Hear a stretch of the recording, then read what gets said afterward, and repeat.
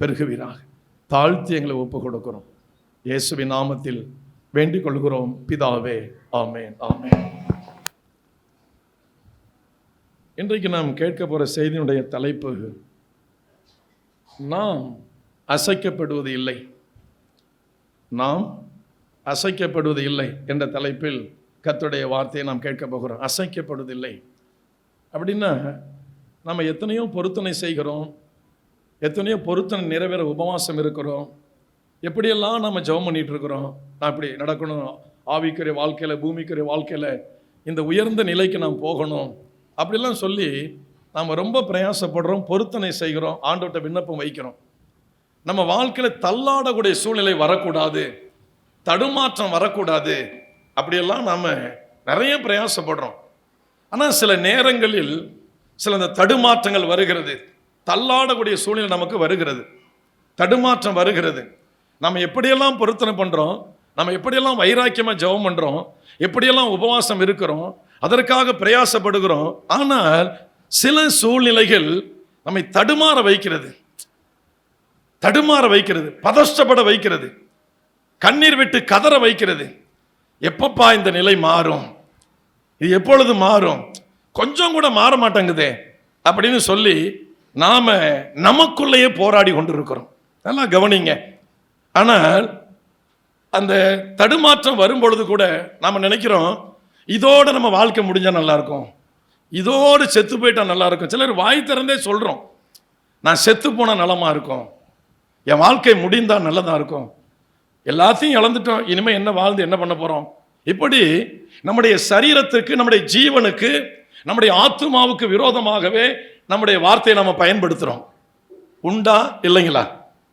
எத்தனையோ தடவை குடும்ப பிரச்சனை வரும் பொழுது, பண பிரச்சனை வரும் பொழுது, பிள்ளைகள் பிரச்சனைகள் வரும் பொழுது, பல போராட்டங்கள் வரும் பொழுது, சரியான தீர்வு கிடைக்காத பொழுது, நாம விரும்புகிற நேரத்தில் முடிவு வராத பொழுது, விடுதலை வராத பொழுது கலங்கி சொல்றோம், இருக்கிறத விட போய் இந்த ஆண்டோட சேர்ந்துட்டா நல்லா இருக்கும் அப்படின்னு சொல்லி.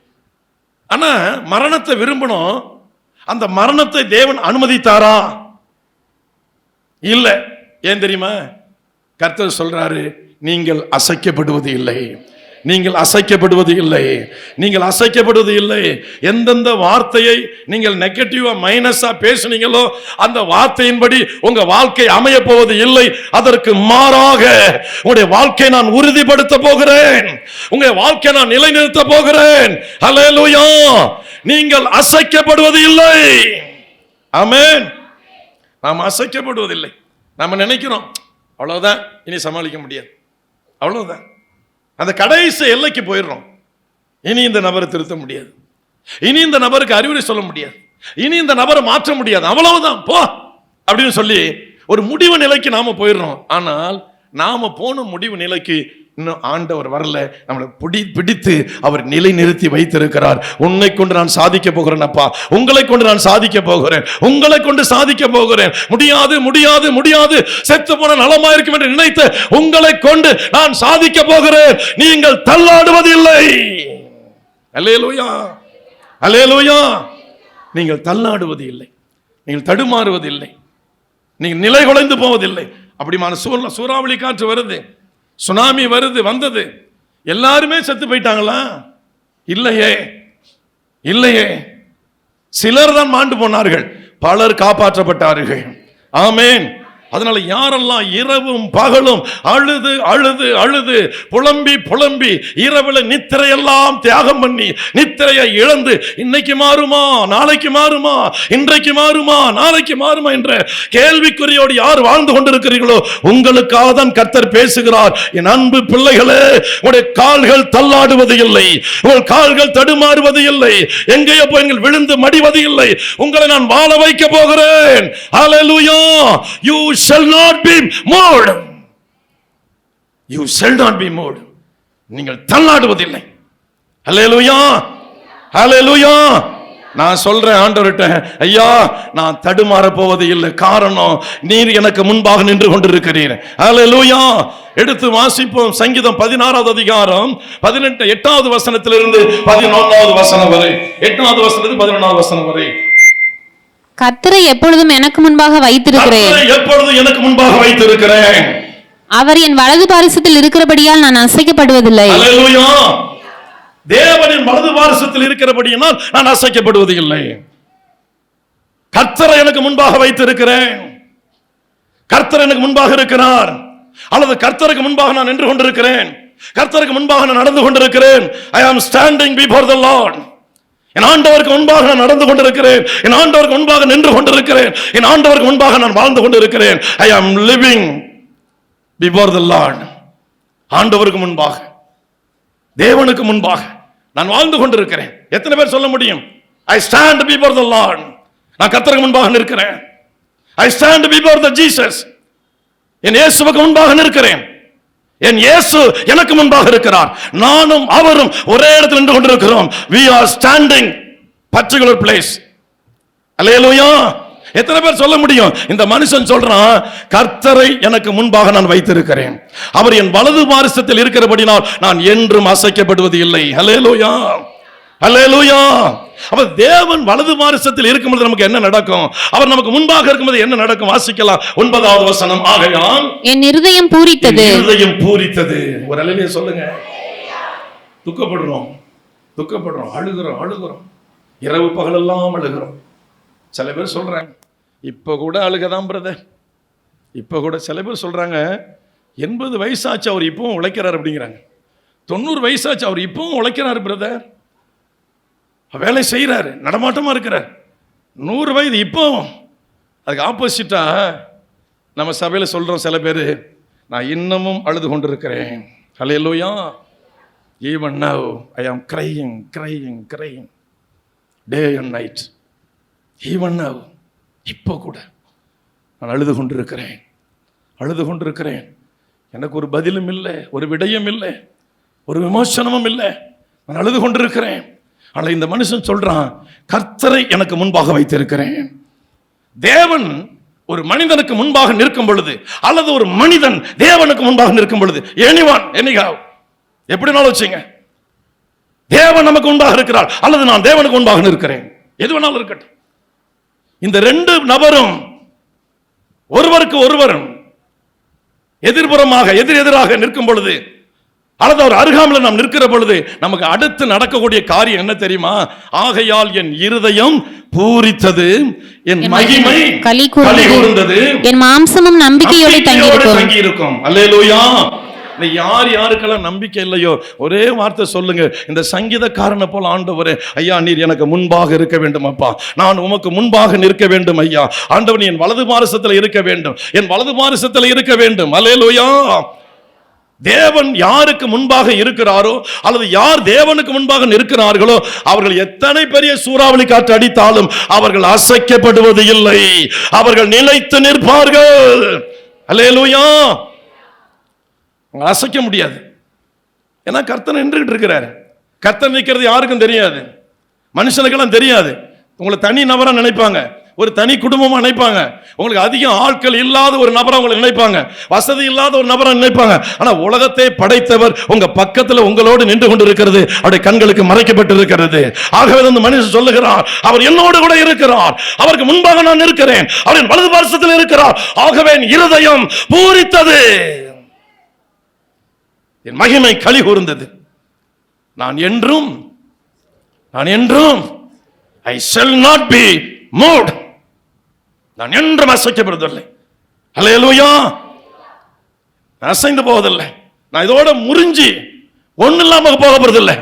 என்னை யாரும் முறிக்க முடியாது, என் வாழ்க்கை யாரும் உடைக்க முடியாது, என்னை யாரும் பாதாளத்தில் தள்ள முடியாது, என்னை யாரும் சாக்கடையில் தள்ள முடியாது. காரணம், எனக்கு முன்பாக தேவன் நின்று கொண்டிருக்கிறார், அவருக்கு முன்பாக நான் நின்று கொண்டிருக்கிறேன். அல்லேலூயா. கர்த்தருக்கு ஸ்தோத்திரம். அதான் சொல்றார், நான் கர்த்தருக்கு முன்பாக நின்று கொண்டிருக்கிறேன், ஆகவே நான் அசைக்கப்படுவது இல்லை. கர்த்தருக்கு ஸ்தோத்திரம். அடுத்த வசனத்தை வாசிங்க.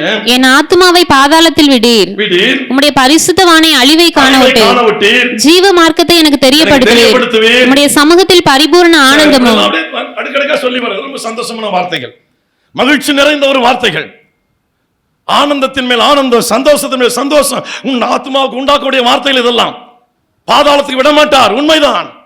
அழிவை காண விட மாட்டார், உண்மைதான். தேவனால் தெரிந்து கொள்ளப்பட்ட ஜனங்களை தேவன் இங்க புடமிட்டாலும் சரி, புடமிட்ட பிறகு பரலோகத்திற்கு அவர் எடுத்துக்கொள்வாரை தவிர அவர் பாதாளத்துக்கு விட மாட்டார். கர்த்தருக்கு ஸ்தோத்திரம். அப்ப வலது வாரிசத்தில் இருக்கிறவர், நமக்கு முன்பாக இருக்கிறவர், என்ன நடக்கும் வாசிக்கலாம். 1 ராஜாக்கள் 17வது அதிகாரம் 1 to 16 வசனங்கள். 1 ராஜாக்கள் 17வது அதிகாரம். கீலேயாத்தின் குடிகளிலே திஸ்பியனாகிய எலியா ஆகாபை நோக்கி, என் வாக்கின்படியே அன்று இந்த வருஷங்களிலே பனியும் மழையும் பெய்யாதிருக்கும் என்று இஸ்ரவேலின் தேவனாகிய கர்த்தருக்கு முன்பாக நிற்கிற நல்லா கவனிங்க. கர்த்தருக்கு முன்பாக நிற்கிற மனிதர்களுக்கு நிறைய சவால்கள் காத்திருக்கும். இந்த உலகத்துல நிறைய சவால்கள். குடும்பத்தை நடத்துறதே சவாலா தான் இருக்கும். பிள்ளைகளை நடத்துறதே சவாலா தான் இருக்கும். புருஷனை நடத்துறதே உங்களுக்கு சவாலா தான் இருக்கும். மனைவியை நடத்துறதே சவால் நிறைந்ததும் ஒரு வாழ்க்கை தான் இருக்கும். கர்த்தருக்கு முன்பாக நிற்கிற மனிதர்களுக்கு இந்த பூமியில நிறைய சவால்கள் காத்து கொண்டிருக்கிறது. அல்லேலூயா. அந்த சவால்களில் கர்த்தருடைய மனிதர்கள் சரிந்து போக மாட்டார்கள், நிமிர்ந்து எழுந்து நிற்பார்கள். அல்லேலூயா சொல்லுங்க. சவால் வரும். சவால் மீன் சோதனை, போராட்டம், நஷ்டம், அவமான சொல், இழிச்சொல், வேதனைகள், என்ன வேணாலும் வச்சுங்க. கஷ்டத்தின் மேல் கஷ்டம் எல்லாம் வரும். கர்த்தருக்கு முன்பாக நின்று கொண்டிருக்கிற தேவ மனிதர்களுக்கு இந்த உலகத்தில் நிறைய சவால்கள் காத்திருக்கும். இங்க எலியா என்ற ஒரு மனிதன் சொல்றான், கர்த்தருக்கு முன்பாக நிற்கிற நான் சொல்லுகிறேன். எலியா சொல்றாரு, என் வார்த்தையினால் அன்றி இந்த தேசத்தில் மழையும் பனியும் வராது. ஆமென். வாசிக்கலாம் அந்த வசனத்தை. கர்த்தருக்கு முன்பாக நிற்கிற நான் அவருடைய ஜீவனை கொண்டு சொல்லுகிறேன் என்றான். என் வாக்கின்படி அன்றி இந்த வருஷங்களிலே பனியும் மழையும் பெய்யாதிருக்கும் என்று தேவனுக்கு, இஸ்ரவேலின் தேவனாகிய கர்த்தருக்கு முன்பாக நிற்கிற நான் சொல்லுகிறேன் சொல்லிட்டாரு. 3.5 வருஷம் மழை இல்லை. தேசம் எப்படி இருக்கும்? தேசம் நல்லா இருக்குமா? நல்லா இருக்காது. அடுத்த வசனம். பின்பு கர்த்தருடைய வார்த்தை அவனுக்கு உண்டாயிற்று. அவர், நீ இவ்விடத்தை விட்டு கீழ் திசையை நோக்கி போய் யோர்தானுக்கு நேராய் இருக்கிற கேரி தாற்றண்டையில் ஒளித்துக் கொண்டிரு. முன்பாக இருக்கிறவன் கொஞ்ச நாள் ஒளிந்து வாழ்ந்து ஆகணும். அப்படி சோதனை வரும்.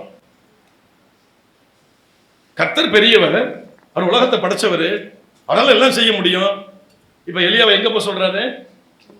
கொஞ்ச நாளைக்கு மறைஞ்சிருப்பா. கர்த்தர் பெரியவர். நான் என்ன நாள் போயிடுவேன், நான் நெஞ்சு அப்படி படைச்சிட்டு போவேன். கொஞ்ச நாள் போய் அமைதியா ஒளிஞ்சிருப்பா. உன்னை காட்டிக்காது, எங்க இருக்கிறேன்னு யார்ட்டையும் காட்டிக்காது, அமைதியே போயிரு. இதாங்க கர்த்தரோட நடக்கிற மனுஷனுடைய வாழ்க்கை. தேவனோடு நடப்பது நம்ம மெய்யானால் நாம் மறைந்திருக்கக்கூடிய காலங்கள் வரும், நம்மை ஒழித்துக் கொள்ளக்கூடிய காலங்கள் வரும். இந்த உலகத்தில் சாத்தான் கொண்டு வர எல்லா சதித்திட்டங்களால் ஜெயிக்க முடியும். நான் மனிதர்களை ஏவி அவன் தேவனுடைய மனுஷர்களை வேதனைப்படுத்தும் பொழுது அவர்களால் எதிர்கொள்ள முடியாது. இங்க அவர் சொல்றார், போய் கொஞ்ச நாள் ஒளிஞ்சிக்கப்பா. ஆண்டவரே, நீர் யெகோவா தேவன், வானம் பூமியை படைத்தவர், உமக்கு மேல ஒரு சக்தி இல்லை. நான் ஏன் போய் சூரிய செடியில் ஒளிஞ்சுக்கணும்? என்னை ஏன ஒழித்து கொண்டு இருக்கணும்? மனதை எல்லாம் முடியுமே. நீர் பார்த்தால எரிந்து போகுமே, நீர் சொன்னால ஒன்றுமில்லாமல் போகுமே. நான் ஏன் போய் ஒளிஞ்சுக்கணும்? தேவனுக்கு முன்பாக இருக்கிறவர்கள், தேவனை முன்வைத்து நடக்கிறவர்கள் யாரோ, ஆண்களோ பெண்களோ, கணவனோ மனைவியோ, ஊழியக்காரனோ ஊழியக்காரியோ, யாராக இருந்தாலும் சரி, எனக்கு முன்பாக தேவன் இருக்கிறார், அவரை நான் முன்பாக வைத்திருக்கிறேன். அவர் என் வலது பார்சத்தில் இருக்கிறார், அவரோடு நான் நடந்து கொண்டு இருக்கிறேன். அவர் இல்லாமல் நான் வாழவில்லை, அவர் இல்லாமல் வாழ முடியாது. அவரும் நானும் ஒன்றாக தான் இருக்கிறோம். என் இருதயத்தில் குடியிருக்கிறார், என் வாழ்க்கையில் அவர் இருக்கிறார், என் வாழ்க்கை ஒவ்வொன்றும் அவருக்காக தான் என்று அர்ப்பணிக்கிற மனிதர்களை பார்த்து தேவன் சொல்லுகிறார், எலியா, உன்னை ஒழித்துக் கொண்டிரு, உன்னை நீ மறைச்சிக்க சொல்லுவாங்க. அவர் எங்கேயோ ஓடி போயிட்டாரு, காணவர அவர் எங்கேயோ போயிட்டாரு, திருடிட்டாரோ, ஏதாவது முள்ளமாரித்தனம் பண்ணிட்டாரோ, ஏதாவது சமுதாய துரோகம் பண்ணிட்டாரோ, ஆளை காணுமே, ஆள் இல்லையே. தேவன் சொல்லுகிறார், எனக்கு முன்பாக நிற்கிற எலியா, தேவனாகிய கர்த்தராகிய எனக்கு முன்பாக நிற்கிற எலியா, நீ போய் உன்னை ஒழித்துக் கொண்டிரு. கொஞ்ச நாளைக்கு கர்த்தருடைய பிள்ளைகள் கர்த்தரோடு நடந்து கொண்டிருக்கிறன்னா கொஞ்சம் நம்ம வாழ்க்கையை கொஞ்சம் மறைச்சு தான் வச்சுக்கணும். நெஞ்சை படைச்சிட்டு போக முடியாது. என்னோட நீதி இருக்கு, என்னோட நியாயம் இருக்கு, என்னோட தேவன் இருக்கிறாரு, நான் சொன்ன தேவன்லாம் செய்வாரு.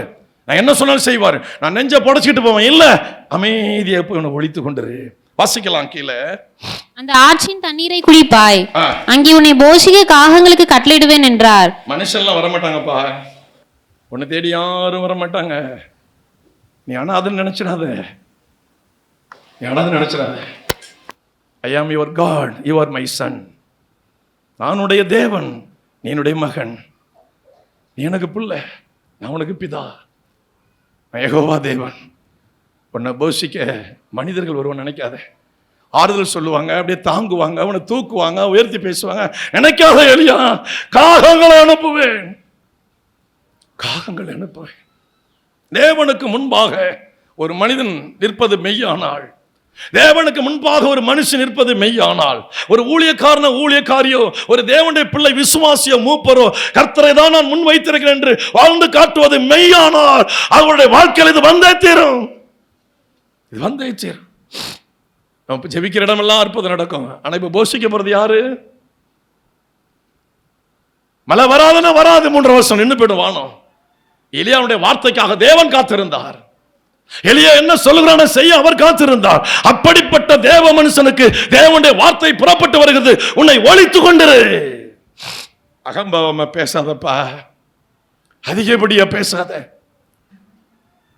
உன் வார்த்தை நான் எல்லாம் கேட்கிறேன் என்பதனால நீ எல்லா அதிகாரத்தையும் மேல நினைக்காத. ஒழித்து கொண்டிரு, மறைஞ்சிரு, யாருக்கும் தெரிய வேண்டாம். போ. உன்னை போஷிக்க பெரிய கனவான்கள் அனுப்ப நினைக்காத. அற்பமாய் எண்ணப்பட்ட காகத்தை நான் அனுப்புவேன்.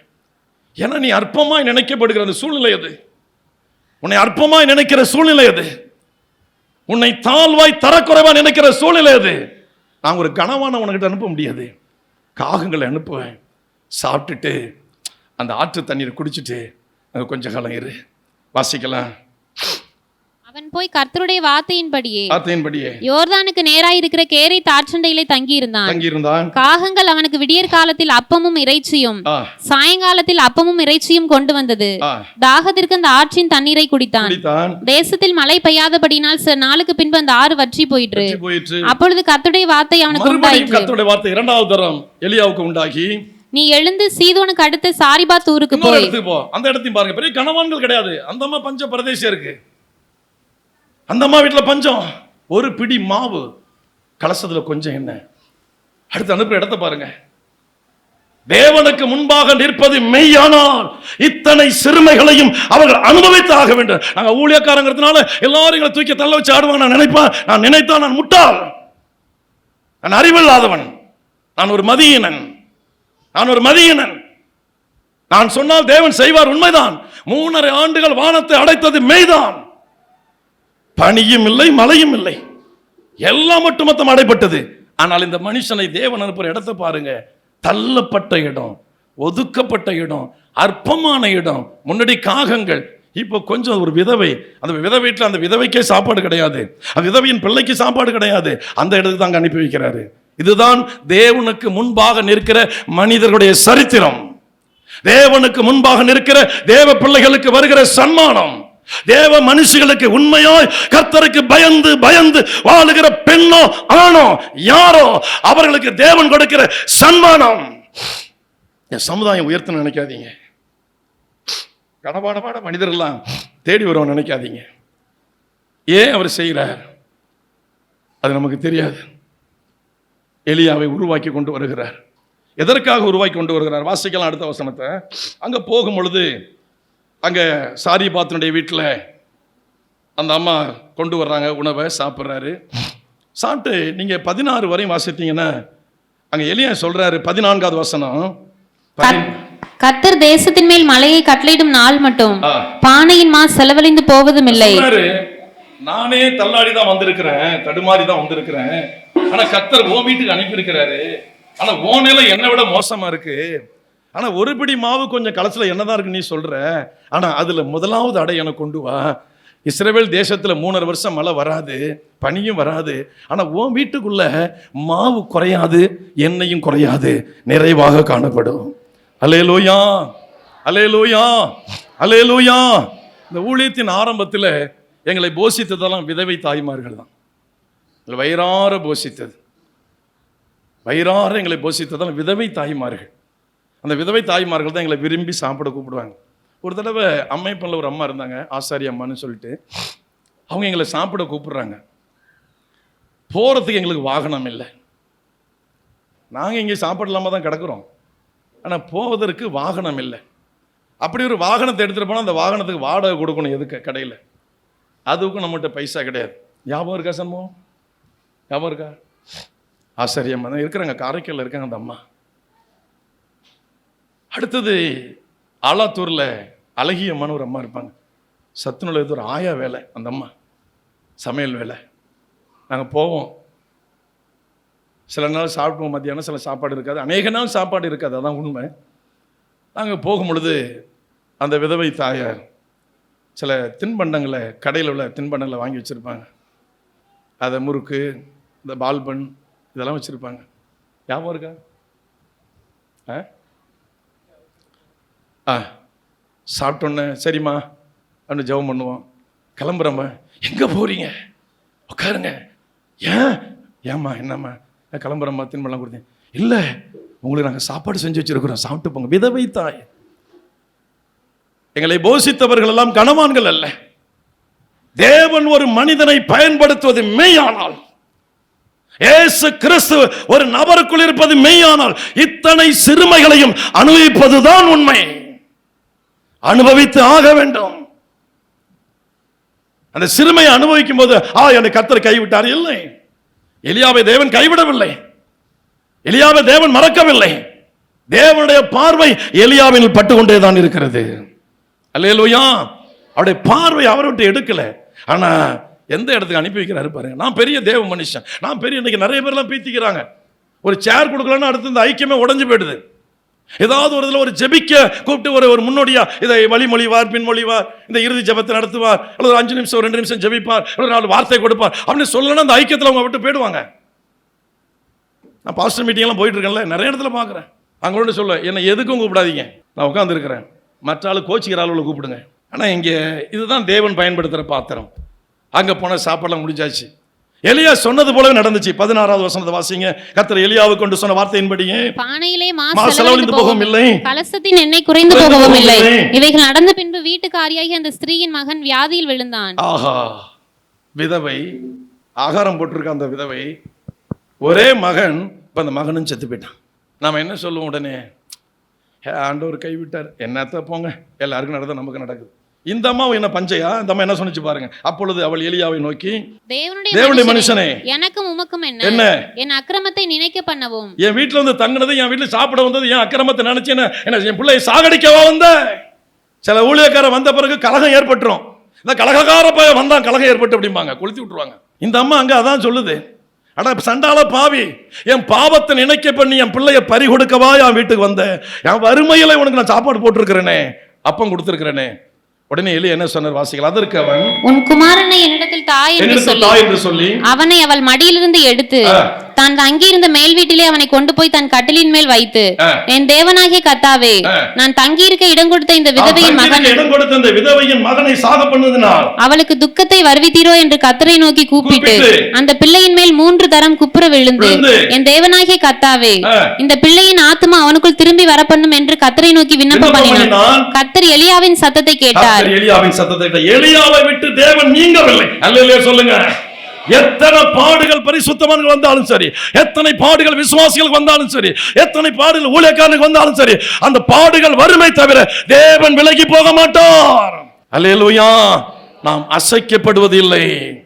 எலியாவின் சத்தத்தை கேட்டார், அந்த பிள்ளைக்கு உயிரை கொடுத்தாரு. அந்த பிள்ளையை தூக்கி அந்த அம்மாட்ட கொடுத்தா, உன் பிள்ளை உயிரோடு எடுத்துட்டு போ. தேவனுக்கு முன்பாக நிற்கிற நமக்கு சவால்கள் காத்திருக்கும். அந்த சவால்கள் நம்மை சாகடிக்காது. எது சாகடிக்க வருகிறதோ அதற்கு சாவுமணி கூறிவிட்டு நான் உயிர்த்தெழுதலை காண்போமே தவிர, உயிர் மீட்சை கண்டடையுமே தவிர, அற்புத அடையாளங்களை காண்போமே தவிர, அதிசயங்களை நிகழ்த்துவங்களை தவிர நாம் மண்ணோடு மண்ணாக வெட்கப்பட்டு போக மாட்டோம். காரணம், நமக்கு முன்பாக நிற்பது தேவனாகிய கர்த்தர். அதான் சொன்னான் எலியா, தேவனுக்கு முன்பாக, இஸ்ரவேலின் தேவனாகிய கர்த்தருக்கு முன்பாக நிற்கிற நான் சொல்லுகிறேன், கர்த்தருடைய ஜீவனை கொண்டு சொல்லுகிறேன், மழையும் பெய்யாது பனியும் பெய்யாது. கர்த்தருக்கு ஸ்தோத்திரம் உண்டாவதாக. எடுத்துக்கொள்வோம் 18வது அதிகாரம் முதல் வசனம்.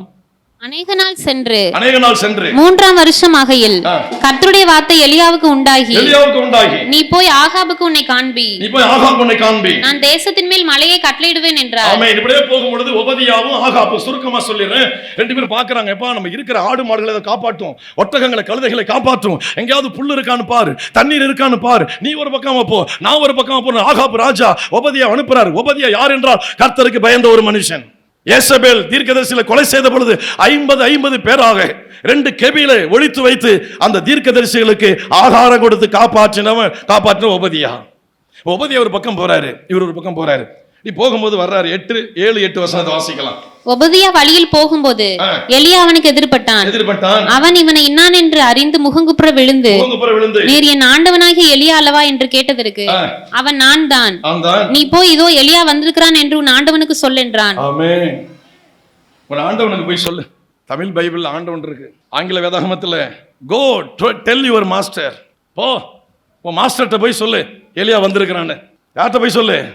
எலியா இங்க இருக்கிறான்னு போய் சொல்லு, எலியா நான் வந்திருக்கிறேன்னு போய் சொல்லு அப்படின்னு சொல்லிட்டு உடனே உபதேச சொல்றாரு, ஆண்டவனே என் ஆண்டவன் நான் போவேன், உன்னை கர்த்தர் எங்கேயாவது எடுத்து விட்டுருவாரு, என் ஆண்டவன் உன்னை தேடாத ஜாதியும் இல்லை ராஜ்யம் இல்லை ஒருத்தரும் இல்லை, எல்லாரையும் அனுப்பி பார்த்தார், உன்னை பிடிக்க முடியல, இப்போ நீ என்கிட்ட சொல்லுகிறீர், நான் போய் ராஜாட்ட சொல்லுவேன், அவர் வருவாரு, நீ இருக்க மாட்டீரு, ஐயோ அவன் என்னை கொண்டு போடுவான், நான் இப்படி எல்லாம் தீர்க்கதரிசிகளை காப்பாற்றினேன், ஏன் யா இப்படி சொல்ற? இல்ல.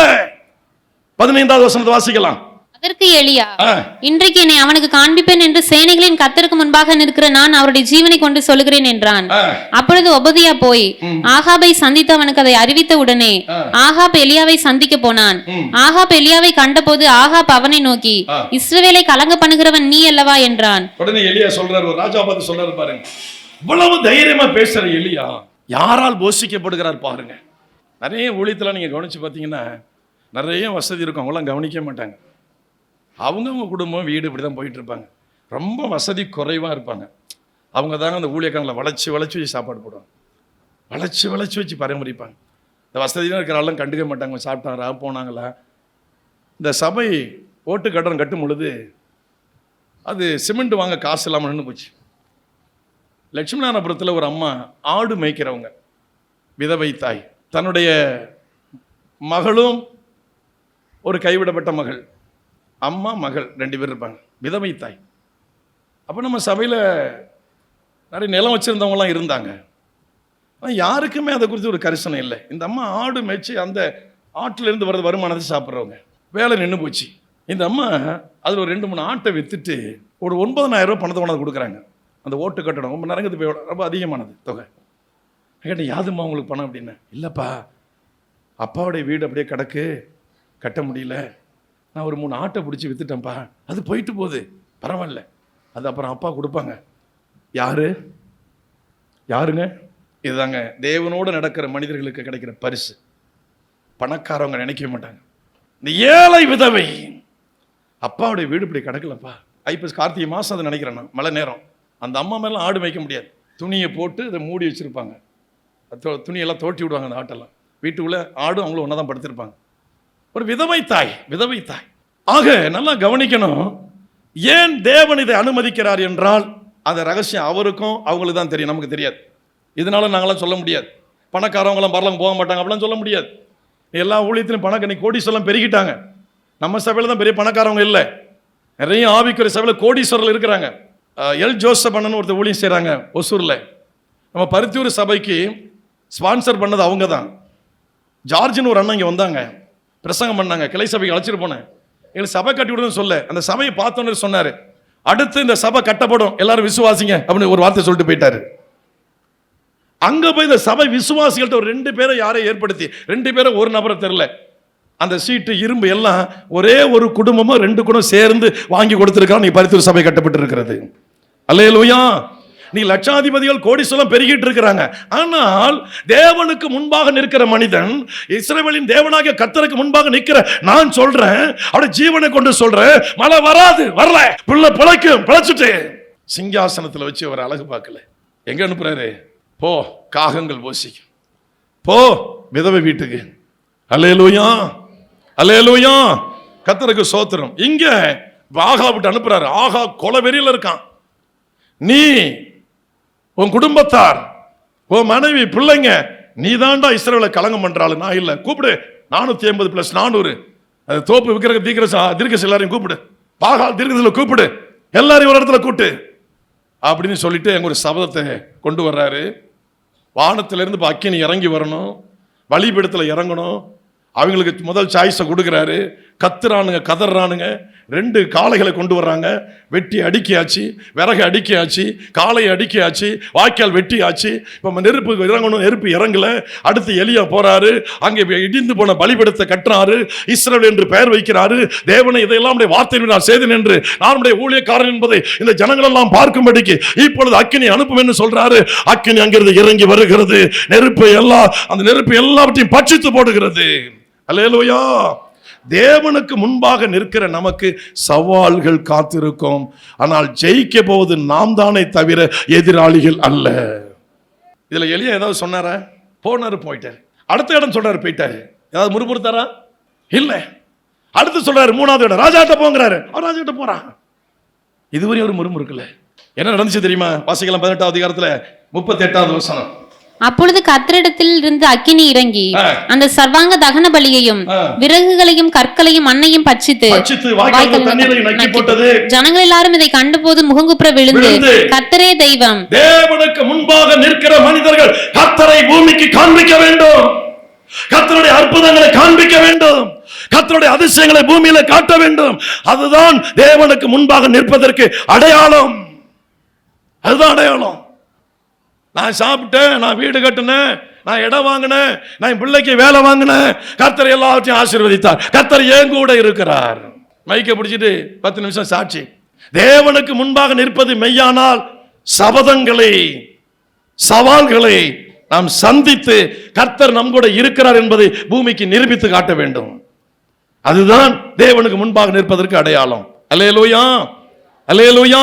அப்ப கர்த்தரின் வலது பார்சத்தில் இருக்கிறார், நான் என்றும் அசைக்கப்படுவது இல்லை. ஆமென். அப்ப கர்த்தர் நிற்கிறார் என்றால் உங்களை கொண்டு சோதனைகளுக்கு மத்தியில, பாடுகளுக்கு மத்தியில, அவமானங்களுக்கு மத்தியில, இழிச்சொல்லுகளுக்கு மத்தியில உங்களோடு இருக்கிறத கர்த்தர் நிரூபித்துக் கொண்டே இருப்பார், நிரூபித்துக் கொண்டே இருப்பார். ஒரு பக்கம் பாடு இருக்கும். ஆகாபு சும்மா சொன்ன வசனத்தை வாசிங்களேன். 17வது வசனம். 17. ஆகாப் எலியாவை கண்டபோது ஆகாப் அவனை நோக்கி, இஸ்ரவேலை கலங்க பண்ணுகிறவன் நீ அல்லவா என்றான். கலகக்காரன் பேர் வரும். கர்த்தர் நம்ம கூட இருக்கும்போது என்ன பேர் வரும்? இந்த சபையில நான் கலகக்காரன்ட்டாங்க, நான் இனிமே இந்த சபையில இருக்க மாட்டேன், போ. பேய் கொண்டு போகுது.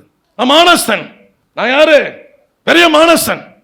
நான் பெரிய கௌரவமான குடும்பம். கர்த்தர் அப்ப நிக்க மாட்டார் உங்க கூட. பெரிய கௌரவம், பெரிய மானஸ்தன், நாங்க பெரிய ஆளு. எங்க ஊர்ல வந்து கேட்டு பாருங்க, எங்களை திருடன்னு சொல்லுவேன். ஊர்ல வந்து கேட்டா முள்ள மாதிரின்னு சொல்லுவான். பெரிய கௌரவம். சபைக்குள்ள வந்த பிறகு பெரிய கௌரவம். உயர்த்தி பேசணும், மேன்மைப்படுத்தி பேசணும். அது கர்த்தர் கூட இருக்கிறார் என்பதுக்கு அடையாளம் கிடையாது. கர்த்தர் கூட இருக்கிற அடையாளம் கலகக்காரன்னு சொல்லுவாங்க, கலகக்காரன்னு சொல்லுவாங்க, கலகக்காரின்னு சொல்லுவாங்க. ஆனா அதுக்கு மத்தியில நாம சொல்ற ஒவ்வொரு வார்த்தையும் கர்த்தர் நிரூபிச்சுக்கிட்டே இருப்பாரு. அக்கினி அனுப்புனா அக்கினி அனுப்புவாரு, மழை அனுப்புனா மழை அனுப்புவாரு, பிள்ளைக்கு உயிரத்தான உயிரை தருவாரு. யாராலையும் தர முடியாது, யாராலையும் பெற முடியாது. தேவனுக்கு முன்பாக யார் நின்று கொண்டிருக்கிறார்களோ அவர்களால மட்டும்தான் அந்த காரியத்தை பூமிக்கு கொண்டு வர முடியும். எல்லாராலையும் முடியாது ஐயா.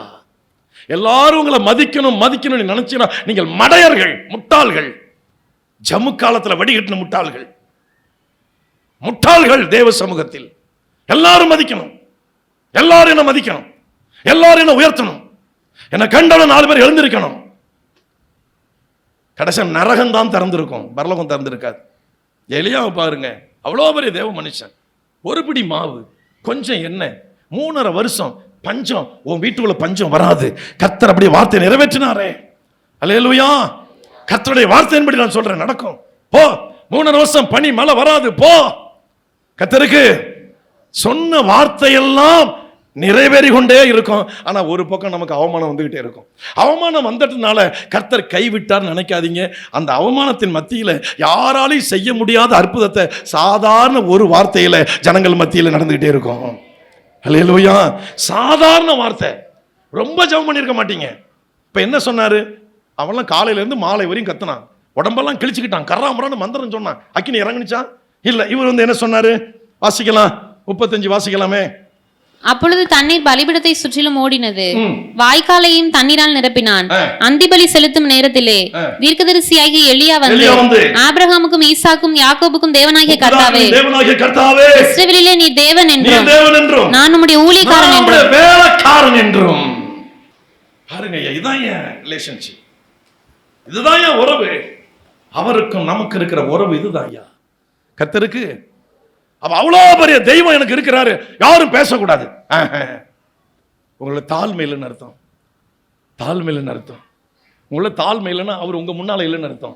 நீங்க அவர் முன்னால இல்லைன்னு அர்த்தம். பிசாசு லூசிபர் வந்து முன்னால நிக்குது, உங்களுக்கு பெருமை உண்டாக்குது. நான் போனால், நான் பாடினால், நான் பிரசங்கித்தால், நான் பேசினால், நான் ஜெபித்தால், சி சி சி, கேவலங்கட்ட பிசாசு, கேவலங்கட்ட லூசிபரே, மானங்கட்ட லூசிபரே, மதிகட்ட லூசிபரே, கேவலங்கட்ட லூசிபரே.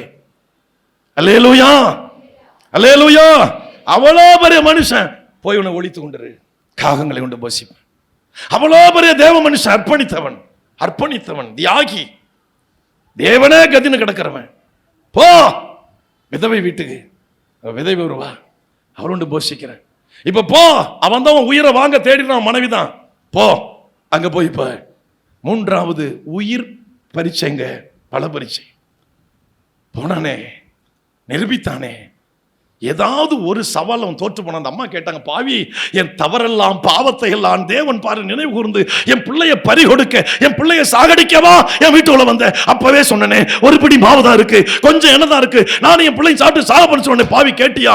ஐயோ, இப்ப என் பிள்ளை இறந்து போச்சே. கொண்டா, ஏன் பதஷ்டப்படுற? கொண்டா. எலியாவின் சத்தத்தை கேட்டார். அல்லேலூயா. பூமியில உங்க சத்தத்துக்கு மதிப்பு கொடுக்க யாருமே இருக்க மாட்டாங்க. அப்படி இருந்தாதான் நீங்க தேவனுடைய பிள்ளைகள் என்று அர்த்தம். தேவனுடைய பிள்ளை எல்லாரும் உங்களை மதிச்சாங்கன்னா நீங்க தேவனுடைய பிள்ளை கிடையாது, சாத்தானுடைய பிள்ளைன்னு அர்த்தம். அல்லேலூயா. அவனை யார் மதிச்சா? யார் கேட்டா? அந்த விதவை அம்மா கூட தூசித்துட்டாங்களே. மாவு குறையில, என்ன குறையில, அதை கண்டாவது அப்பா ஆண்டவனே, தெய்வமே, ஊழியக்காரரே, தேவனுடைய மனுஷனே, உங்களை நான் இடம் கொடுத்து, ஐயோ பிள்ளை செத்து போச்சு, ஏதாவது ஒண்ணு பண்ணுங்களேன். நீங்க சொன்னது மாதிரி மாவு குறையில, என்ன குறையில கேட்டாளா? அட பாவி, பார்த்து பார்த்து என் பிள்ளை கொல்றதுக்காடா என் வீட்டுக்கு வந்த, அதுக்கான உனக்கு இடம் கொடுத்தேன். கொஞ்சம் கூட பதஷ்டப்படல. இப்ப நம்மளை பார்த்து ஒருத்தன் கலகாரன்னு சொல்லிட்டான். சபையில் எத்தனை பேர் இருக்காங்க தெரியுமா? எத்தனை கிளை சபைகள் தெரியுமா? நான் எவ்வளோ பெரிய ஊழியக்காரன் தெரியுமா? நான் எவ்வளோ பெரிய பிரசங்கி தெரியுமா? நான் எழுப்புதல் பிரசங்கி. என்ன பார்த்தா நீ கலகாரன்ட்டு அந்த பார் இல்லை.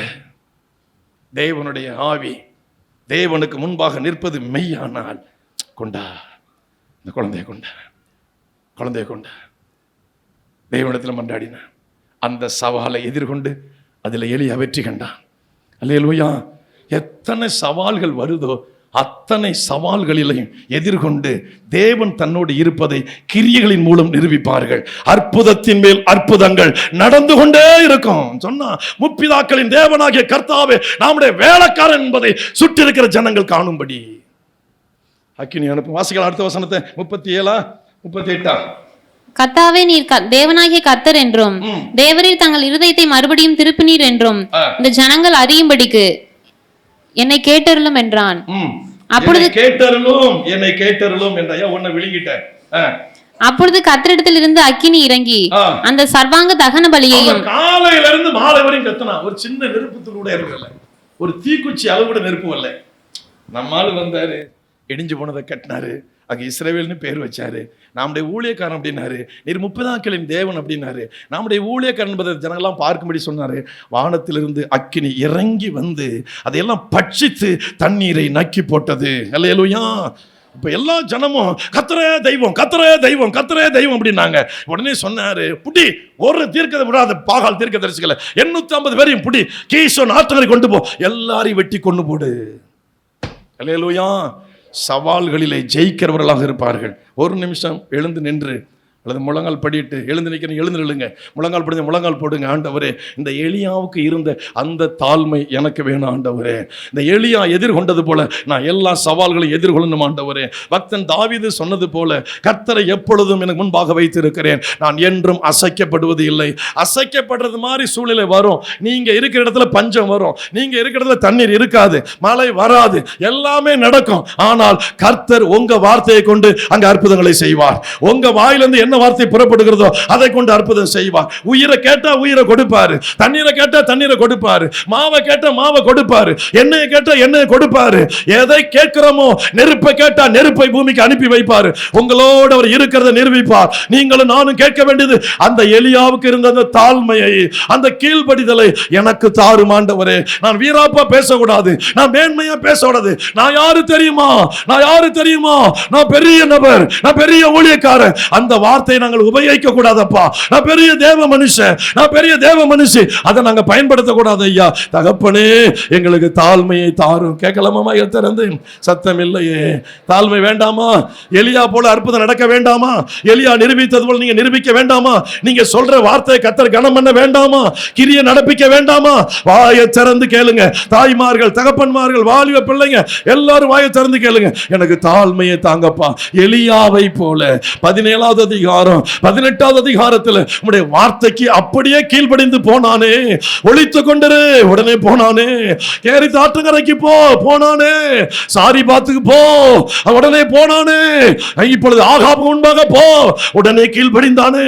அந்த கீழ்ப்படிதல், அந்த கீழ்ப்படிதல், அந்த தாழ்மை எனக்கு வேணும் ஐயா, எனக்கு வேணும். எத்தனை பேர் கேட்க போறீங்க? எத்தனை பேர் கேட்க போறீங்க? உங்க வார்த்தையை உங்க பகுதியில ஆண்டவர் கனம் பண்ணி உங்க வழியா யாரும் செய்யாத அற்புதத்தை ஆண்டவர் செய்ய வேணும்னு சொன்னா இந்த தாழ்மை இருந்தா மட்டும்தான் நடக்கும். இந்த தாழ்மை இல்லைன்னா நடக்காது. வாயை திறந்து கேளுங்க. என்ன நான் தாழ்த்தணும், என்ன நான் இன்னும் தாழ்த்தணும். எலியாவை போல, எலியாவை போல எவ்வளவு பெரிய தேவ மனுஷன், வரங்கள் பெற்றவன், வல்லமை பெற்றவன், தெய்வத்தை நேர்முகமாய் பார்க்கிறவன், அவனுக்குள்ள தாழ்மை இருந்தது. எனக்கு தாரோ, எனக்கு தாங்கப்பா, எனக்கு தாங்கப்பா. அல்லேலூயா. வாயை திறந்து கேளுங்க, வாயை திறந்து கேளுங்க, வாயை திறந்து கேளுங்க. அல்லேலூயா, அல்லேலூயா, அல்லேலூயா, அல்லேலூயா. சோதரம், சோதரம், சோதரம், சோதரம், சோதரம், சோதரம், சோதரம், சோதரம், சோதரம், சோதரம், சோதரம். வாயை திறந்து கேளுங்க, வாயை திறந்து கேளுங்க, வாயை திறந்து கேளுங்க. எனக்கு அந்த தாழ்மையை தாரு, எனக்கு அந்த தாழ்மை. வாலிப பிள்ளைலாம் கேளுங்க, வாலிப பிள்ளைலாம் கேளுங்க. அல்லேலூயா, அல்லேலூயா. வாயை திறந்து எல்லாரும் கேளுங்க. தடைகளை உடைத்தீரையா, தள்ளாட விடவில்லையே.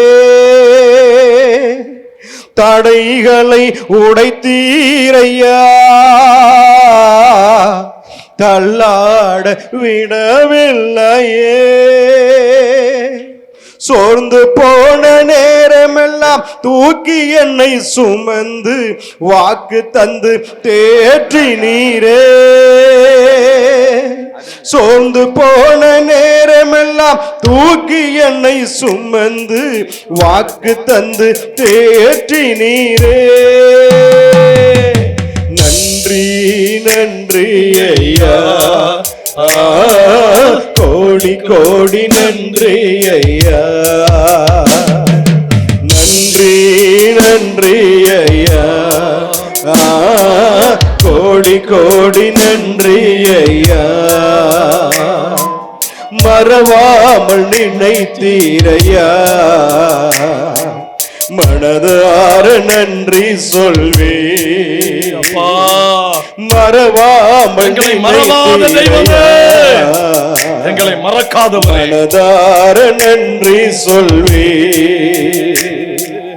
இரவும் பகலும் என்னை நினைத்து இதுவரை நடத்தினீரே. இரவும் பகலும் என்னை நினைத்து இதுவரை நடத்தினீரே. நன்றி, நன்றி ஐயா, கோடி கோடி நன்றி ஐயா. நன்றி, நன்றி அப்பா, கோடி கோடி நன்றி ஐயா. எபினேசர் நீர்தானையா,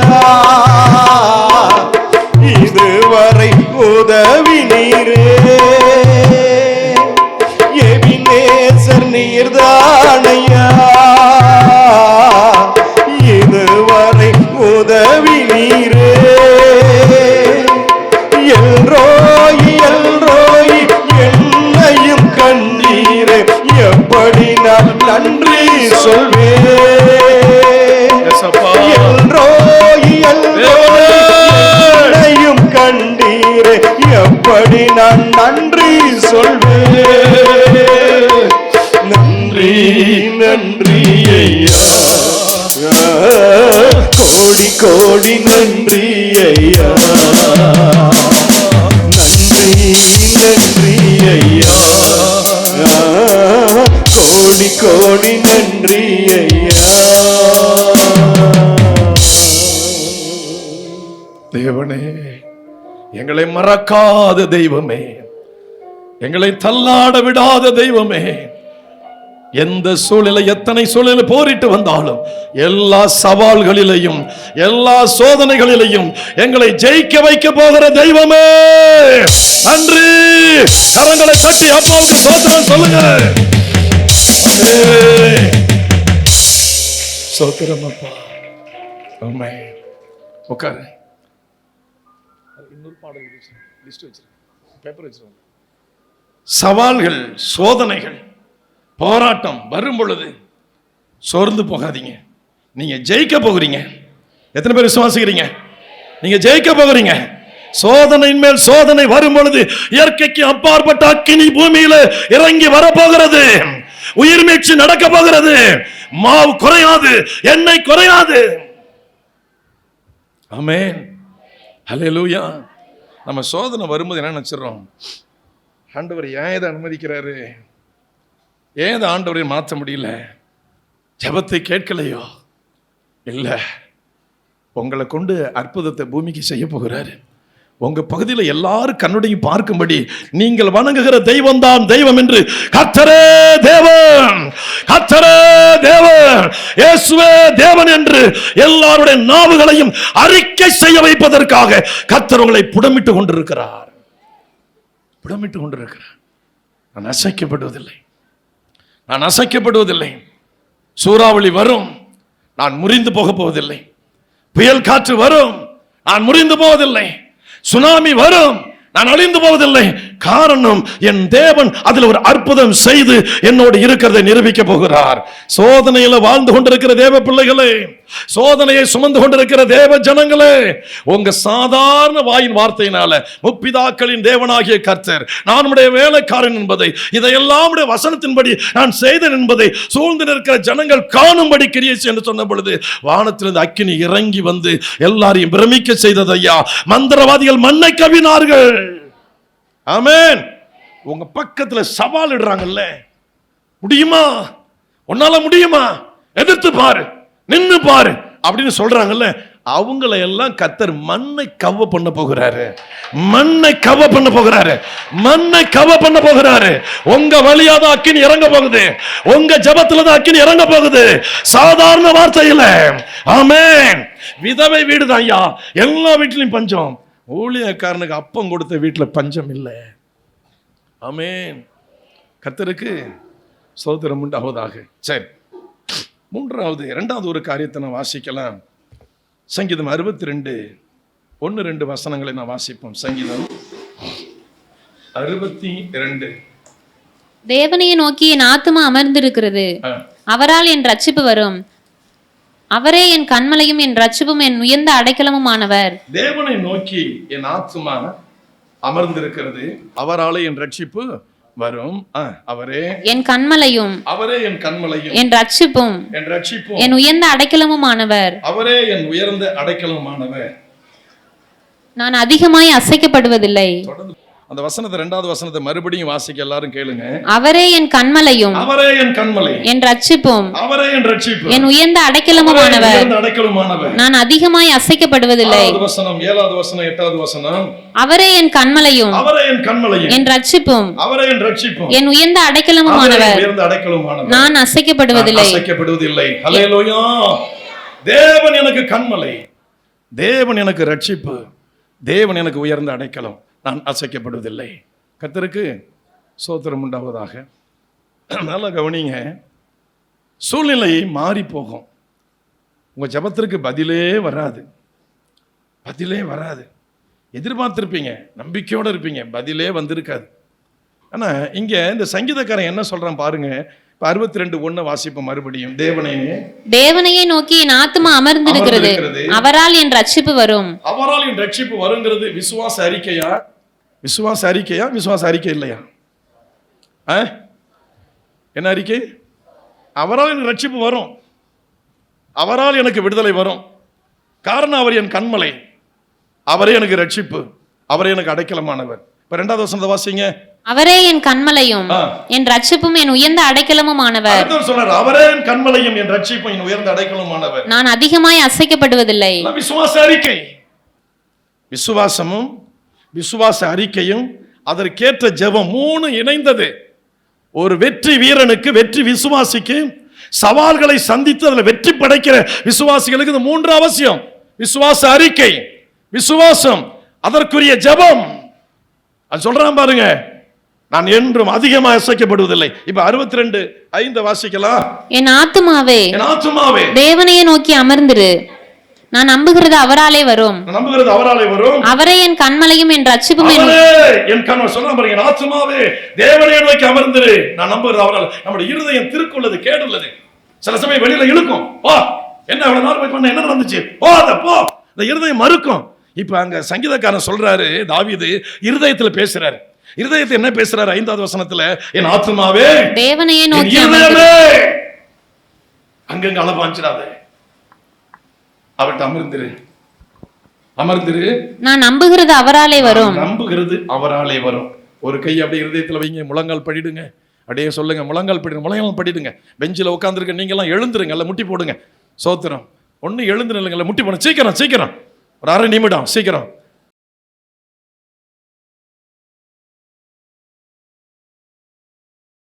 கர்த்தருக்கு சோத்திரம். இருதயத்துல கையை வைங்க. என் ஆத்துமாவே தேவனையை நோக்கி அமர்ந்திரு, என் இருதயமே தேவனையை நோக்கி அமர்ந்திரு, நான் நம்புகிறது அவராலே வரும். கையை உயர்த்தி ஒரு கையை இருதயத்தில் வைத்து சொல்லுங்க, ஒரு கையை நெஞ்சில வைங்க.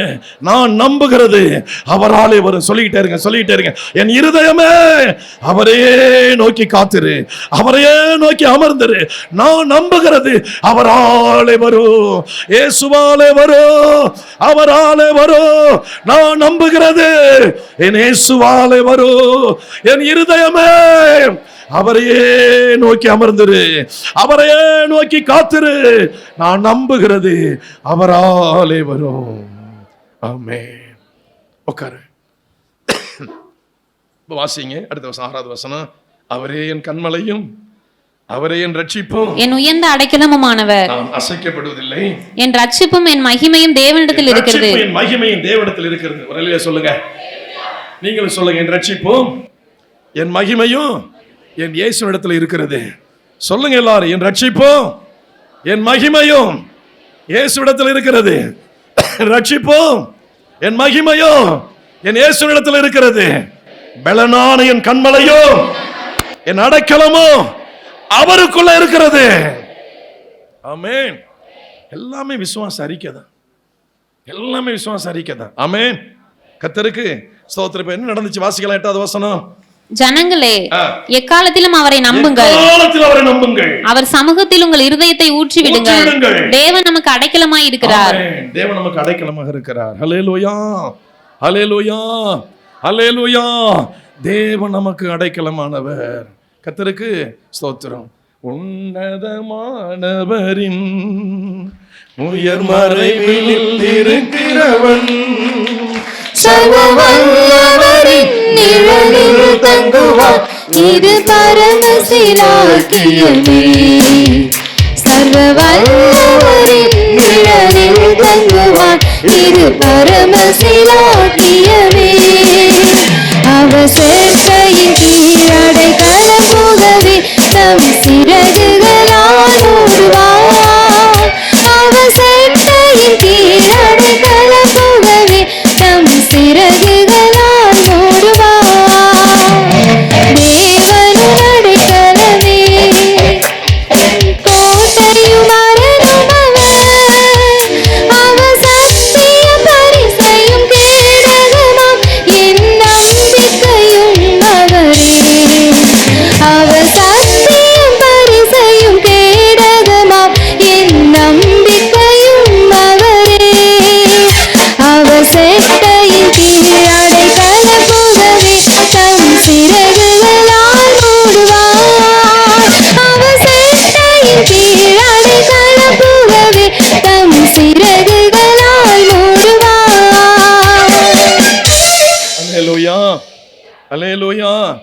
சொல்லுங்க, இயேசுவே எனக்கு அடைக்கலம், அவரே என் ரட்சிப்பு, அவரே எனக்கு பலன், அவரே அரணான கோட்டை. சொல்லுங்க, நான் நம்புகிறது அவராலே வரும், நான் விரும்புகிறது அவராலே வரும், நான் நம்புகிறது அவராலே வரும். சொல்லுங்க சொல்லுங்க சொல்லுங்க, நான் விரும்புகிறதும் நான் நம்புகிறதும் அவராலே. கையை உயர்த்தி சொல்லுங்க, நான் நம்புகிறதும் நான் விரும்புகிறதும் அவராலே வரும். என் இருதயமே அவரை நோக்கி அமர்ந்திரு. ஆமென். கர்த்தருக்கு ஸ்தோத்திரம். வாசிக்கலாம் 1 சாமுவேல் 17வது அதிகாரம் 8வது வசனத்திலிருந்து 11வது வசனம் வரை. அவன் வந்து நின்று இஸ்ரவேல் சேனைகளை பார்த்து சத்தமிட்டு. இங்கே கோலியாத்து சபதமிடுறான், சத்தமிடுறான்.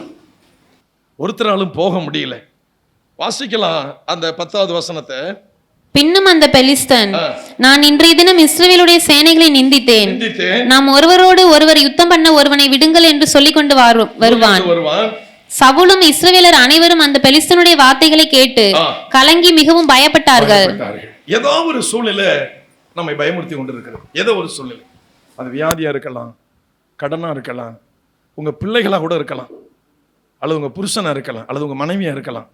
ஏதோ ஒரு நபரை நீங்க நினைக்கும் பொழுது, சூழ்நிலை நினைக்கும் போது அப்படியே உள்ளத்துல பயந்துகிட்டே இருக்கிறீங்க. பயம், இந்த பயம் வந்துகிட்டே இருக்கு. எப்படி ஜெயிக்க போறோம், எப்படி மிச்ச காலத்தை ஓட்ட போறோம், என்ன நடக்க போகுது தெரியலையே. அப்ப அந்த வார்த்தையை கேட்ட உடனே எல்லாருக்குமே பயம் வந்துச்சு, எல்லாருக்குமே ஒரு நடுக்கம் வந்துச்சு, பயம் வந்துச்சு. அந்த வார்த்தையை எதிர்கொள்ள ஒரு நபர் கூட இல்லை. நல்லா கவனிங்க, அது மனுஷனுடைய வார்த்தையா இருக்கலாம், மருத்துவருடைய வார்த்தை கூட இருக்கலாம். ரகசியமா நீங்க போயிருப்பீங்க, உங்களுக்கு வியாதி கூட சொல்லியிருப்பாங்க. இவ்வளவு காலம்தான் நீங்க நினைக்கலாம், இதுக்கப்புறம் என்ன குடும்ப பிள்ளைங்க என்ன ஆக போறாங்களோ தெரியல. ஏதோ ஒரு பயம், ஏதோ ஒரு பயம், ஏதோ ஒரு யாருடைய வார்த்தையோ, அன்றைக்கு பெலிஸ்தனுடைய வார்த்தை, கோலியாத்தின் வார்த்தை, இஸ்ரவேல் ராஜா வரை அங்க நின்னவெல்லாம் குடிமக்கள் கிடையாது, படை வீரர்கள் எல்லாரும் கலங்கி நிக்கிறான். அந்த 11வது வசனத்தை மறுபடியும் வாசிக்கலாம். சவுலும் இஸ்ரவேலர் அனைவரும் போர் வீரர்கள், பயிற்சி பெற்றவர்கள், ஆயுதத்தோடு நிற்கிறவர்கள், எல்லாரும் நடுங்கி நிக்கிறான், பயப்படுறான். இத்தனை பேரும் அந்த வார்த்தைகளை கேட்டு கலங்கி மிகவும் பயப்பட்டார்கள். போயிருப்பீங்க, குறி சொல்றவன்ட்ட போயிருப்பீங்க, கைரகாண்ட போயிருப்பீங்க, யாதோ ஒரு நட்சத்திரத்தை கணிக்கிறவன்ட்ட போயிருப்பீங்க. அவன் சொல்லியிருப்பான், இது அதுல நிக்குது, அது இதுல நிக்குது, இது உயிரை பிடிக்க போகுது, அந்த வீட்டுல குடியிருக்க முடியாது, அந்த ஊருக்கு போக முடியாது, நீ அங்க நிம்மதியா இருக்க முடியாது, நீ எங்க போனாலும் செத்து போயிடுவ, இப்படிலாம் சொல்லியிருப்பாங்க. ஆனால் அதற்கு மத்தியில அபிஷேகம் பண்ணப்பட்ட ஒரு மனுஷன் அங்கே இறங்கி வருகிறான். அல்லேலூயா. ஆயுதங்களால் எல்லாவற்றையும் ஜெயிக்க முடியாது, அபிஷேகத்தினால் எல்லாவற்றையும் ஜெயிக்க முடியும். அல்லேலூயா. சரீர பலத்தினால் எல்லாவற்றையும் ஜெயிக்க முடியாது, ஜெபத்தினால் எல்லாவற்றையும் ஜெயிக்க முடியும். அல்லேலூயா. அந்த கோலியாத்தை ஜெயிக்க யாராலும் முடியல, எல்லாம் பயந்து நிற்கிறாங்க. இந்த கட்டத்தில் அங்கே தாவீது ஈசாவுடைய மகன் தாவீது அவங்க அப்பா அனுப்பி வைக்கிறார். அண்ணன்லாம் போருக்கு போனான்டா, என்ன ஆச்சுன்னு தெரியல, போய் பார்த்துற உயிரோடு இருக்கிறானெல்லாம் செத்து போயிட்டாலும் தெரியல, இந்த பால் கட்டி அந்த வறுத்த பயிர் வற்றலான திராட்சை கொலைகள் எல்லாத்தையும் கொண்டு கொடுத்துட்டு, தலைவன்ட்ட கொடு, இதை அண்ணன் மாட்ட கொடுத்துட்டு நல்லா விசாரிச்சுட்டு வா அப்படின்னு அனுப்புறாங்க. அங்க மறுபடியும் வாசிக்கலாம், பயத்தை உண்டாக்குற அதை மிதித்து அதமாக்கி போட போகிறீர்கள். நம்புறீங்களா? நம்புறீங்களா? நம்புறீங்களா? அது எதுவா இருக்கலாம், எதுவா இருக்கலாம், எதை வேணாலும் வச்சுங்க, எதை வேணாலும் வச்சுங்க. உள்ளத்துல பயம் வந்துகிட்டே இருக்குது, இப்படி ஆயிடுமோ, அது அப்படி அந்த நோய் இப்படி நம்மளை சாகடிச்சிடுமோ, ஆயில் முழுவதும் மருந்து சாப்பிடணும், மருந்து மாத்திரை, அதெல்லாம் வசதி இல்லையே, பாதியில் செத்துடுவோமோ, நம்ம பிள்ளை விட்டுட்டு போயிடுவோமோ, புருஷனை விட்டு போயிடுவோமோ, இல்லை மனைவி விட்டு நம்ம போயிடுவோமோ, நம்ம இவ்வளோலாம் சம்பாதிச்சோம், இதெல்லாம் விட்டுட்டு ஓடி போயிடுவோமோ, ஒன்றும் இல்லாமல் நம்ம பாதியிலே போக போகிறோமோ, ஏதோ ஒரு பயம் உங்களை இருதயத்தை கவ்விட்டு இருக்கு. இன்னைக்கு ஆண்டவர் கலட்டி அதை நொறுக்கப்பட போகிறாரு. உங்களுடைய இருதயத்தை பிடித்து இருக்கிற அந்த பயத்தை உங்களுடைய பிடுங்கி அதை நொறுக்கப்பட போகிறார். நல்ல கையை தட்டு ஆண்டவருக்கு, நல்ல சோத்திரம் சொல்லுங்க. அதை நொறுக்கப்பட போகிறார், அதை நொறுங்கி போக போகுது. ஹல்லேலூயா, ஹல்லேலூயா, ஹல்லேலூயா, ஆமென். ஜெய கிறிஸ்து நம்மோடு இருக்கிறார். சிலுவையிலையும் சாத்தானை ஜெயித்தவர் நம்மோடு இருக்கிறார், மரணத்தை ஜெயித்தவர் நம்மோடு இருக்கிறார். கர்த்தருக்கு ஸ்தோத்திரம். சமீபத்தில் மோகன் லாசரஸ் ஒரு சின்ன குட்டி மெசேஜ் போட்டிருந்தார். அவருடைய பெரிய மீட்டிங்கில் பேசுனதை எடுத்து ஒரு நிமிஷம் போட்டிருந்தார். அதுல சாத்தான் வந்து ராத்திரிலையோ எங்கேயோ வந்து ஒரு பயம் வருது, கூப்பிடுது, வா அப்படின்னு கூப்பிடுது. பயம் வருமா வராத? உங்களை பார்த்து நான் கேட்குறேன், நைட்டு 11 மணி நீங்கள் படுத்துருக்கிறீங்க, உங்கள் பேரை சொல்லிங்க, வா நான் தான் வந்திருக்கிறேன் அப்படின்னு சோவான்னு சொல்லி பேரை சொல்லி உங்களை கூப்பிடுது. உங்களுக்கு எப்படி இருக்கும்? தோழரே அப்படின்ட்டு போவீங்களா? சரி போய்ட்டு விளக்கம் என்னென்ன சலாவர்ஸ் எடுப்போம் தெரியுமா? சுதாரிச்சு ஆளுங்க எல்லாம் முடியும், இயேசுவின் நாமத்தில் ஒன்று நான் வரட்டேன் அப்படிம்போம். இதானே? இதான் நம்ம சொல்லுவோம். சந்தோஷமா எதிர்கொள்ள முடியுமா? அதை ஒரு அதிர்ச்சி உண்டாயிடும். அப்போ இவருக்கு அது மாதிரி ஒரு பயம் வந்துச்சான், பிசாசு மாதிரி பயத்தை உண்டாக்கிச்சான். அப்போ சொன்னாரான், சாத்தானே, உன்னை சிலுவையில் நசுக்கி போட்டவர் ஏன் கூட இருக்கிறாரு, உன்னை துரத்தி அடிச்சவர் ஏன் கூட இருக்கிறாரு, உன்னை விரட்டி விட்டவர் ஏன் கூட இருக்கிறாரு, உன்னை சபித்தவர் ஏன் கூட இருக்கிறாரு, உனக்கு பயத்தை உண்டாக்குனவர் ஏன் கூட இருக்கிறாரு, நீ என்ன பயமுறுத்த முடியாது. அல்லேலூயா, ஆமென். சாத்தான் நம்மளை பயமுறுத்தலாம். என்ன? சாத்தானை சிலுவையில் நசுக்கினவர் நம்ம கூட இருக்கிறாரு.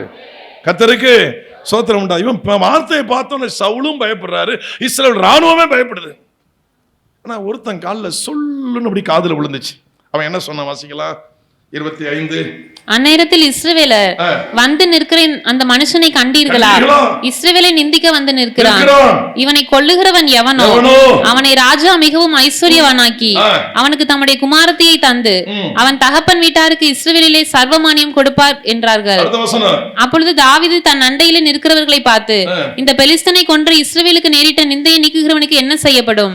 ஜீவனுள்ள தேவனுடைய சேனைகளை நிந்திக்கிறதுக்கு விருத்த சேதனம் இல்லாத இந்த பெலிஸ்தன் எம்மாத்திரம் என்றான். மட்டும் தாங்க சொரணம் வந்துச்சு. பிசாசையோ, பிசாசு கொண்டு வர சூழ்நிலையோ, பிசாசு பக்கம் இருக்கிற மனிதர்கள் கொண்டு வருகிற பயமுறுத்தலையோ எதிர்கொண்டு, அதாவது ரட்சிக்கப்பட்ட அபிஷேகம் பண்ணப்பட்ட கர்த்தருடைய ஆவியை பெற்ற சேனையை தனிப்பட்ட நபரை நிந்திக்க இவன் யார்? இவன் எம்மாத்திரம்? இவன் எப்படி நிந்திக்கலாம்? மற்றவெல்லாம் பயந்து நடுங்கிறான், ஒருத்தன் தான் கேள்வியை வைக்கிறான். முதலாவது விருத்த சேதனம் இல்லாத இந்த பெயர் அபிஷேகம் பண்ணப்பட்ட இந்த சேனையை நிந்திக்கிறான். நிந்திக்கிறதுக்கு இவன் எம்மாத்திரம்? அப்படித்தானே இருக்கு, இவன் எம்மாத்திரம். அல்லேலூயா. பாருங்க, ஆயுதத்தை, ஆள் பலத்தை, பண பலத்தை, படபலத்தை கண்டு சாதாரண மனுஷன் தான் பயப்படுவான். அபிஷேகம் பண்ணப்பட்டவனுக்கு முன்பாக அது காலில் படிந்திருக்கிற தூசி, காலுக்கு கீழே கிடக்கிற தூசி. ஆயுதமோ, பணபலமோ, படைபலமோ அபிஷேகத்துக்கு முன்பாக ஒன்றுமில்லை. இவன் கேட்டு அடுத்து என்ன சொன்னா? அதற்கு ஜனங்கள் அவனை கொல்லுகிறவனுக்கு என்னப்படி செய்யப்படும் என்று முன் சொன்ன வார்த்தைகளை மூத்த சகோதரன் தான். பாவி, நாங்களும் இங்க டர்ராய் நிக்கிறோம். எப்படி சொல்லுங்க? நாங்களே டர்ராய் நிக்கிறோம். சொல்லுங்க, நாங்களே டர்ராய் நிக்கிறோம். ஏண்டா ஆடு மேய்க்கிற பேல, ஆடு மாடு மாய்க்கிற பேல, ஏண்டா உனக்கு எவ்வளவு கொழுப்பு இருக்கும்? நீ வந்து அவன் இப்படி பேசுறான், இப்படி வீரா பண்ணிட்டு உன்னை பிடிச்சி தூக்கி அப்படியே கத்திரிக்காம தூக்கி போடுவான். நாங்களே டர்ராய் போய் நிக்கிறோம் அப்படின்னு சொல்லி கேட்டானோ. அவன சொன்ன, அண்ணா என்னை இங்க அப்பா அனுப்பி வச்சிருக்கிறாரு, உண்மைதான். ஆனால் கர்த்தர் என்னை இங்க கொண்டு வந்திருக்கிறாரு, நான் வந்திருக்கிறேன். தாவீது சொன்ன வாசி 29 வாசிங்க. அதற்கு தாவீது, நான் இப்பொழுது செய்தது என்ன? நான் வந்ததற்கு முகாந்திரம் இல்லையா என்று சொல்லி. கவனிங்க, பிசாசோட, பிசாசு மக்களோட அபிஷேகம் பண்ணப்பட்டவன் மட்டும்தான் எதிர்த்து போராட முடியும். மற்றவங்களும் அப்படி நிற்பாங்க பயந்துட்டு. உன் இருதயத்தோட அகங்காரம் எவ்வளவு அப்படிங்கிறார். நான் இங்க வந்ததற்கு முகாந்திரம் உண்டு அப்படின்ட்டான். அடுத்த வசனம், அவனை விட்டு வேறொரு திரும்பி அந்த விட்டு அதில் போயிட்டான். நீ கதைக்கு ஆக மாட்ட அப்படின்னு சொல்லிட்டு போனா. ராஜாட்ட போன ராஜா சொன்னப்பா, நீ இளைஞனா இருக்கிற, அவன் ஆரம்பத்திலேருந்து போர் வீரன், ஒன்னால முடியாது. 2 விட்னஸ் கொடுக்குறான். ஒரு பக்கம் சிங்கம் வந்துச்சு, ஒரு பக்கம் கரடி வந்துச்சு, நான் காப்பாற்றினேன். சரி போ, உன் கதை அவன் கையில் தான் முடியணும், நம்மளால ஒன்றும் பண்ண முடியாது, சரி போ அப்படின்னு சொல்லிட்டு தண்ணி தெளிச்சு விட்டுட்டான். வாசிக்கப்படுத்துக்கலாம், எடுத்துக்கொள்வோம். 42 to 44. பெலிஸ்தன் சுற்றி பார்த்து தாவீதை கண்டு 32 வாசிச்சு அப்புறம் போ. 32. தாவீது சவுலை நோக்கி, இவன் நிமித்தம் ஒருவனுடைய இருதயமும் கலங்க வேண்டியதில்லை. ஒருவனுடைய இருதயமும் முக்கியமானது, கலங்க வேண்டியதில்லை. கவனிங்க, உங்களை பார்த்து நாங்கள் சொல்றோம், ஊழியர்களாக நாங்கள் பார்த்து சொல்றோம், எத்தனை மருத்துவர்கள், மந்திரவாதிகளை, தந்திரவாதிகளை உங்க சார்பா உங்க உறவுகள் பார்த்து என்ன காரியம் சொல்லியிருந்தாலும் சரி, யாருடைய வார்த்தை நிமித்தம் உங்கள் இருதயம் கலங்க வேண்டாம். வெற்றியை கர்த்தர் உங்களுக்கு வைத்திருக்கிறார். வெற்றியை கர்த்தர் உங்களை வைத்திருக்கிறார். நீங்கள் தள்ளாடுவது இல்லை, நீங்கள் அசைக்கப்படுவது இல்லை. அசைக்கப்படுறது மாதிரி காற்று வீசிக்கிட்டு தான் இருக்கும். நினைக்காதீங்க அந்த காற்று ஒண்ணுமே இல்லாம போக போகுது. ஆமென். இவன் நிமித்தம் ஒருவனுடைய இருதயமும் கலங்க வேண்டியதில்லை. ராஜாவுக்கு இப்ப ஆறுதல் சொல்ல ஆரம்பிச்சான். இப்ப 44 வாசிக்கலாம்.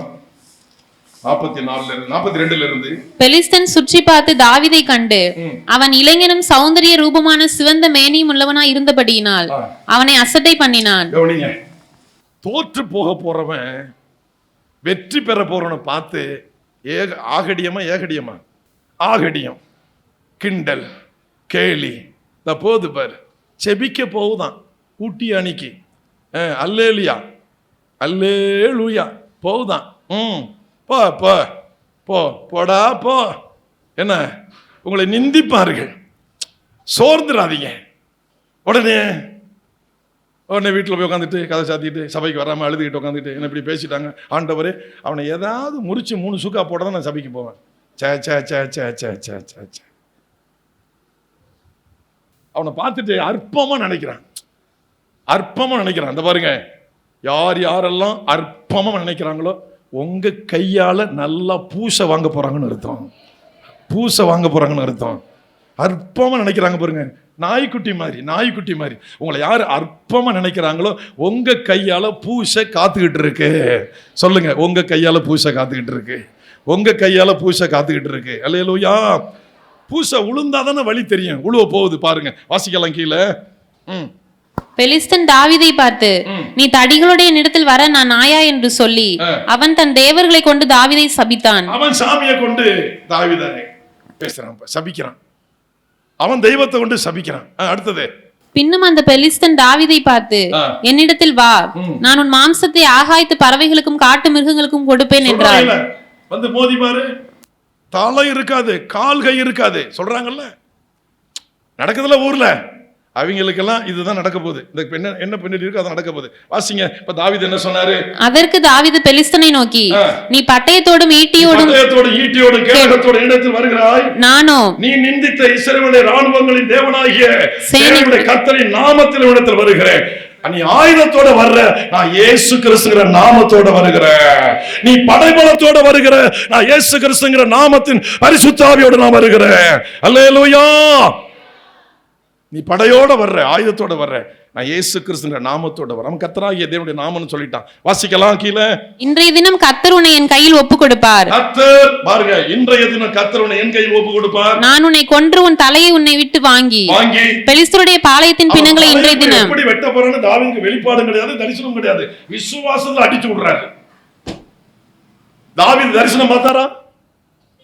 தாவீதுட்ட கர்த்தர் சொன்னாரா கோலியாத்துன்னு வருவான், அவன் அப்படி இமயமலை மாதிரி இருப்பான், வானத்துக்கு பூமிக்கு நீ சின்ன குட்டியை ஒரு ஆட்டுக்குட்டியை போல தெரிவேன், உன்னை நிந்திப்பான், ஆனா நீ இப்படி சொல்லு, உன் தலையை நான் வெட்டு வேண்டான்னு சொல்லு, அவனை உன் கையில ஒப்பு கொடுக்க போறேன். கர்த்தர் தாவீதுட்ட அதை வெளிப்படுத்தினாரா?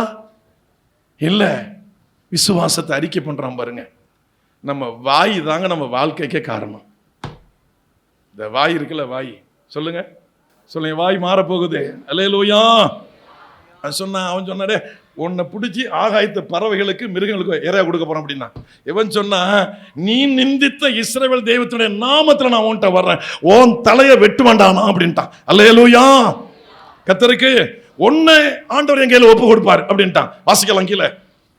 அதனால் இஸ்ரவேலில் தேவன் ஒருவர் உண்டு என்று பூலோகத்தார் எல்லாரும் அறிந்து கொள்வார்கள். கர்த்தர் பட்டயத்தினாலும் ஈட்டினாலும் ரட்சிக்கிறவர் அல்ல என்று இந்த ஜனக்கூட்டம் எல்லாம் அறிந்து கொள்ளும். கர்த்தருக்கு வந்து பட்டயம் தேவையில்ல, ஈட்டி தேவையில்ல, பரிசுத்தமும் பரிசுத்த ஆவி இருந்தா போதும். ஆமென் சொல்லுங்க. பரிசுத்தமும் பரிசுத்த ஆவி இருந்தா போதும் ஜெயிக்க. அல்லேலூயா. பட்டயம் வேண்டாம், ஈட்டி வேண்டாம், கேடகம் வேண்டாம். அல்லேலூயா சொல்லுங்க. பரிசுத்த ஆவி வேணும், அபிஷேகம் வேணும், அவ்வளவுதான் போதும். பூலோகத்துல எல்லாரும் அறிந்து கொள்ள போறாங்கடா அப்படின்ட்டான். அவ்வளவுதான். என்ன நடந்துச்சு? கர்த்தருடையது, அவர் உங்களை எங்கள் கையில் ஒப்பு கொடுப்பார் என்றான். அப்பொழுது அந்த பெலிஸ்தன் எழும்பி தாவீதுக்கு எதிராக கிட்டி வருகையில் தாவீது தீவிரமாய் அந்த சேனைக்கும் அந்த பெலிஸ்தனுக்கும் எதிராக ஓடி தன் கையை அடைப்பத்திலே போட்டு அதிலிருந்து ஒரு கல்லை எடுத்து, அதுல கவன்கள் இருக்கு, கூழாங்கல் கிடக்கு, 5 கூழாங்கல் கவன்கள். கல்டாபிட்டுமோம்ல, காக்காடிக்கிறது நம்ம பதில கல்டாபிட்டும், அது கவன்கள். அதை போட்டிருக்கான், அதை எடுத்து அந்த கல்லை எடுத்தான். அவன் பட்டயத்தோடு வர்றான். இவன் குருவி அடிக்கிறத வச்சு அடித்தா நெத்தியில் பதிந்தது, குப்பரை விழுந்தான். ஓடி போய் இவன்கிட்ட பட்டயம் இல்லை, அவன் பட்டயத்தை எடுத்து அவன் தலையை வெட்டி அவனை எல்லாரையும் சுற்றி ஓடி வந்தான். அல்லேலூயா, அல்லேலூயா, அல்லேலூயா. தேவனுக்கு முன்பாக நிற்கிற மனிதர்களுக்கு கவனிங்க, சவால்கள் நிறைய காத்திருக்கிறது. அப்போ நீங்கள் சொல்கிறீங்க, அப்போ தேவனுக்கு முன்னால் நீங்கள் நின்றுங்க பிரதர், நாங்கள் உங்கள் பின்னாடி நிற்கிறோம், சவாலை நீங்கள் சந்திச்சிங்க.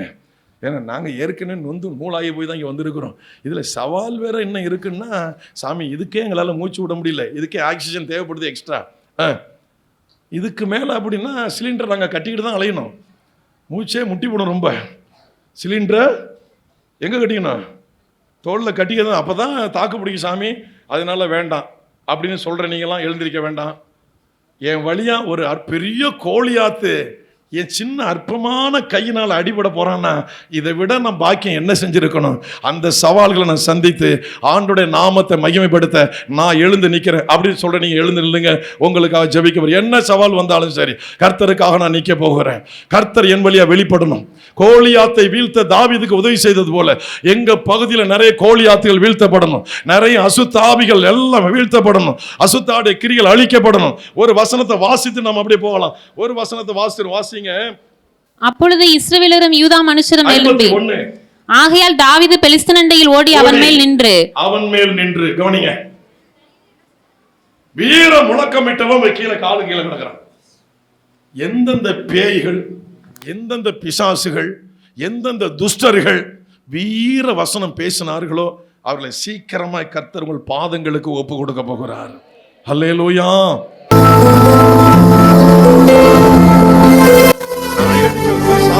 இவ்வளவு பெரிய ஆளு அப்படின்னா அவ்வளோ பெரிய ஆளு சாதாரண மனுஷனுடைய காலுக்கு கீழாக கர்த்தர் ஒப்பு கொடுத்தார்.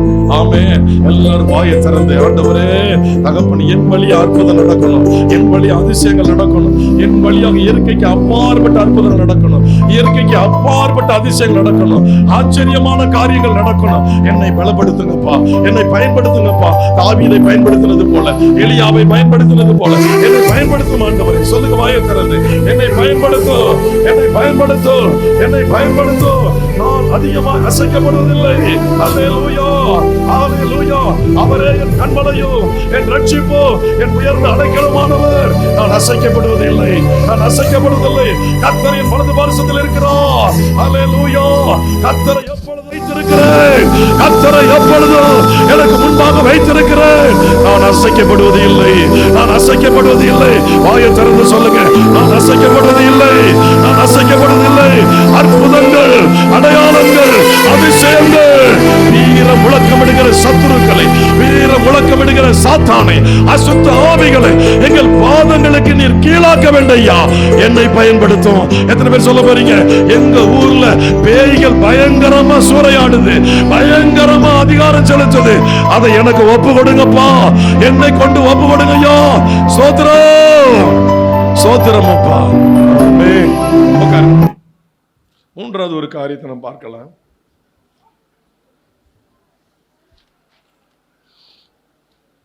நீதிமொழிகள் 10வது அதிகாரம் 29-30. கர்த்தரின் வழி உத்தமர்களுக்கு அரண், அக்கிரமக்காரரின் வழி உத்தமர்களுக்கு அரண், அக்கிரமக்காரருக்கோ கலக்கம், அக்கிரமக்காரருக்கோ கலக்கம். நீதிமான் என்றும் அசைக்கப்படுவதில்லை, என்றும் அசைக்கப்படுவதில்லை. துன்மார்க்கர் பூமியில் வசிப்பதில்லை, துன்மார்க்கர் பூமியில் வசிப்பதில்லை. கவனிங்க. ஆனா துன்மார்க்கனுடைய வார்த்தையை பார்த்தீங்கன்னா பயங்கரமா இருக்கும், படு பயங்கரமா இருக்கும். துன்மார்க்கனுடைய வார்த்தைகளை நாம எதிர்கொள்ளவே முடியாது, அவ்வளவு கஷ்டமா இருக்கும், ஜெயிக்கவே முடியாது போல தெரியும். ஆனால் துன்மார்க்கனுடைய முடிவை கர்த்தர் தம்முடைய கையில வைத்திருக்கிறார். ஹல்லேலூயா. நீதிமானுடைய வாழ்க்கையை கையில் வைத்திருக்கிறார். நீதிமான் என்றும் அசைக்கப்படுவது இல்லை. கர்த்தருக்கு ஸ்தோத்திரம். நீதிமொழிகள் 10:25 வாசிக்கலாம். 10:25. சுழல் காற்று கடந்து போவது போல் துன்மார்க்கன் கடந்து போவான், நீதிமானோ நித்திய அஸ்திபாரம் உள்ளவன். அஸ்திபாரம் உள்ளவன். அந்த அஸ்திபாரத்தை யாரும் பெயர்க்க முடியாது, அந்த அஸ்திபாரத்தை யாரும் உடைக்க முடியாது. நீதிமானோ நித்திய அஸ்திபாரம் உள்ளவன். நீதிமானுக்கு அஸ்திபாரம் போடுகிறவர் கர்த்தர். அல்லேலூயா, அல்லேலூயா. நீதி உத்தம மார்க்கத்தை தற்காக்கும். நீதிமானுடைய பிரயாசம் ஜீவனை உண்டாக்கும். நீதிமான் என்றும் அசைக்கப்படுவதில்லை. இன்னொரு வசனத்தோட நாம் வாசிக்கலாம். எடுத்துக்கொள்வோம். சங்கீதங்களின் புஸ்தகம் 37வது அதிகாரம் 9வது வசனம். பொல்லாதவர்கள் அறுப்புண்டு போவார்கள், கர்த்தருக்கு காத்திருக்கிறவர்களோ பூமியை சுதந்தரித்துக் கொள்வார்கள். 22. அவரால் ஆசீர்வதிக்கப்பட்டவர்கள் பூமியை சுதந்தரித்துக் கொள்வார்கள், அவரால் சபிக்கப்பட்டவர்களோ அறுப்புண்டு போவார்கள். யார் நிலை நிற்பா, யார் போய் சேர்வாங்க தெளிவா சொல்லுது பாருங்க. நம்ம அப்படிப்பட்ட நபரை பார்த்து அவங்களாம் நல்லா இருக்கிறாங்க, நம்ம தான் நல்லா இல்லை. இல்லை, அவங்களோட தெய்வம் இல்லை. உலகத்தை படைச்சவர் கஷ்டப்படுற உங்களோட இந்த தெய்வம் வாழ்ந்து கொண்டிருக்கிறார். அல்லேலூயா. உங்களோட வாழ்ந்து கொண்டிருக்கிறார். நீ அற்பமான நபர் தான், பெரிய செல்வ சீமான் அல்ல, பஞ்ச பிரதேசி தான், நல்ல வீடு கூட இல்லை. ஆனால் உங்கள் வீட்டுக்குள்ள உங்களோட அவர் வாழ்ந்து கொண்டிருக்கிறார். கர்த்தருக்கு பெரிய பளிங்கு கற்களால் கட்டப்பட்ட மாளிகையில் இயேசு இல்லை, சாதாரண கூரை வீட்டில் இருக்கிற உங்கள் வீட்டில் அவர் இருக்கிறாரு. கர்த்தருக்கு ஸ்தோத்திரம் உண்டாவதாக. இன்னொரு வசனத்தை வாசிக்கலாம். 25. நான் இளைஞனாய் இருந்தேன், முதிர் வயதுள்ளவனும் ஆனேன், ஆனாலும் நீதிமான் கைவிடப்பட்டதையும் அவன் சந்ததி அப்பத்துக்கு இறந்து திரிகிறதையும் நான் காணவில்லை. நீதிமான் கைவிடப்பட்ட சந்ததி அப்பத்துக்கு இறந்து திரிகிறதை காணவில்லை. 27. தீமையை விட்டு விலகி நன்மை செய், என்றென்றைக்கும் நிலைத்திருப்பாய். என்றென்றைக்கும் அசைக்கப்படாமல் நிலைத்திருப்பாய். தீமையை விட்டு நன்மை செய். 29வது வசனம். நீதிமான்கள் பூமியை சுதந்தரித்துக் கொண்டு என்றைக்கும் அதிலே வாசமாய் இருப்பார்கள். தள்ளாட மாட்டாங்க, அசைக்கப்பட முடியாது. அவளை யாரும் அசைக்க முடியாது. நீங்க நீதிமான் என்பது மெய்யானால் உங்களுடைய அஸ்திபாரம் உறுதியா இருக்கும். உங்களுக்கு எத்தனை பேர் போரிட வந்தாலும் சரி, கர்த்தர் எல்லாரையும் விலக்கி விட்டுருவார். எல்லாவற்றையும் கர்த்தர் விலக்கி விட்டுருவார். உங்களை அந்த இடத்துல நிரந்தரமா வாழ வைப்பார். யாரா இருந்தா. ஆமா, எவ்வளோ பெரிய கோடீஸ்வரனா இருக்கட்டும், எவ்வளோ பெரிய மோசமான ஆளாக இருக்கட்டும், நீதிமானுக்கு முன்பாக அவங்க நிற்கவே முடியாது. இன்னொரு வசனத்தை வாசிக்கலாம். 32. துன்மார்க்கன் நீதிமான் மேல் கண் வைத்து அவனை கொல்ல வகை தேடுகிறான். துன்மார்க்கன் நீதிமான் மேல் கண் வைத்து அவனை கொல்ல வகை தேடுகிறான். கர்த்தரோ இவன் கையில் விடுவதில்லை. கர்த்தரோ அவனை இவன் கையில் விடுவதில்லை. அவனை இவன் கையில் விடுவதில்லை. கவனிங்க, துன்மார்க்கன் கையில நீதிமானை கர்த்தர் விடவே மாட்டார். வாசிக்கலாம். 39-40. நீதிமான்களுடைய ரட்சிப்பு கர்த்தரால் வரும், இக்கட்டு காலத்தில் அவரே அவர்கள் அடைக்கலாம். கர்த்தர் அவர்களுக்கு உதவி செய்து அவர்களை விடுவிப்பார். அவர்கள் அவரை நம்பியிருக்கிறபடியால் அவர்களை துன்மார்க்கருடைய கைக்கு தப்புவித்து ரட்சிப்பார். அல்லேலூயா. நல்லா கவனிங்க, நீதிமான் என்றும் அசைக்கப்படுவதில்லை. கர்த்தருக்கு ஸ்தோத்திரம் உண்டாவதாக. நீங்க யாத்திராகமம் 2வது அதிகாரம் 11-15. மோசே பெரியவனான காலத்தில் அவன் தன் சகோதரரிடத்தில் போய் அவர்கள் சுமை சுமக்கிறதை பார்த்து தன் சகோதரராகிய எபிரேயரில் ஒருவனை ஒரு எகிப்தியன் அடிக்கிறதை கண்டு அங்குமிங்கும் பார்த்து ஒருவரும் இல்லை என்று அறிந்து எகிப்தியனை வெட்டி அவனை மணலிலே புதைத்து போட்டான். அவன் மறுநாளிலும் வெளியே போனபோது எபிரேய மனுஷர் 2 சண்டை பண்ணி கொண்டிருந்தார்கள்.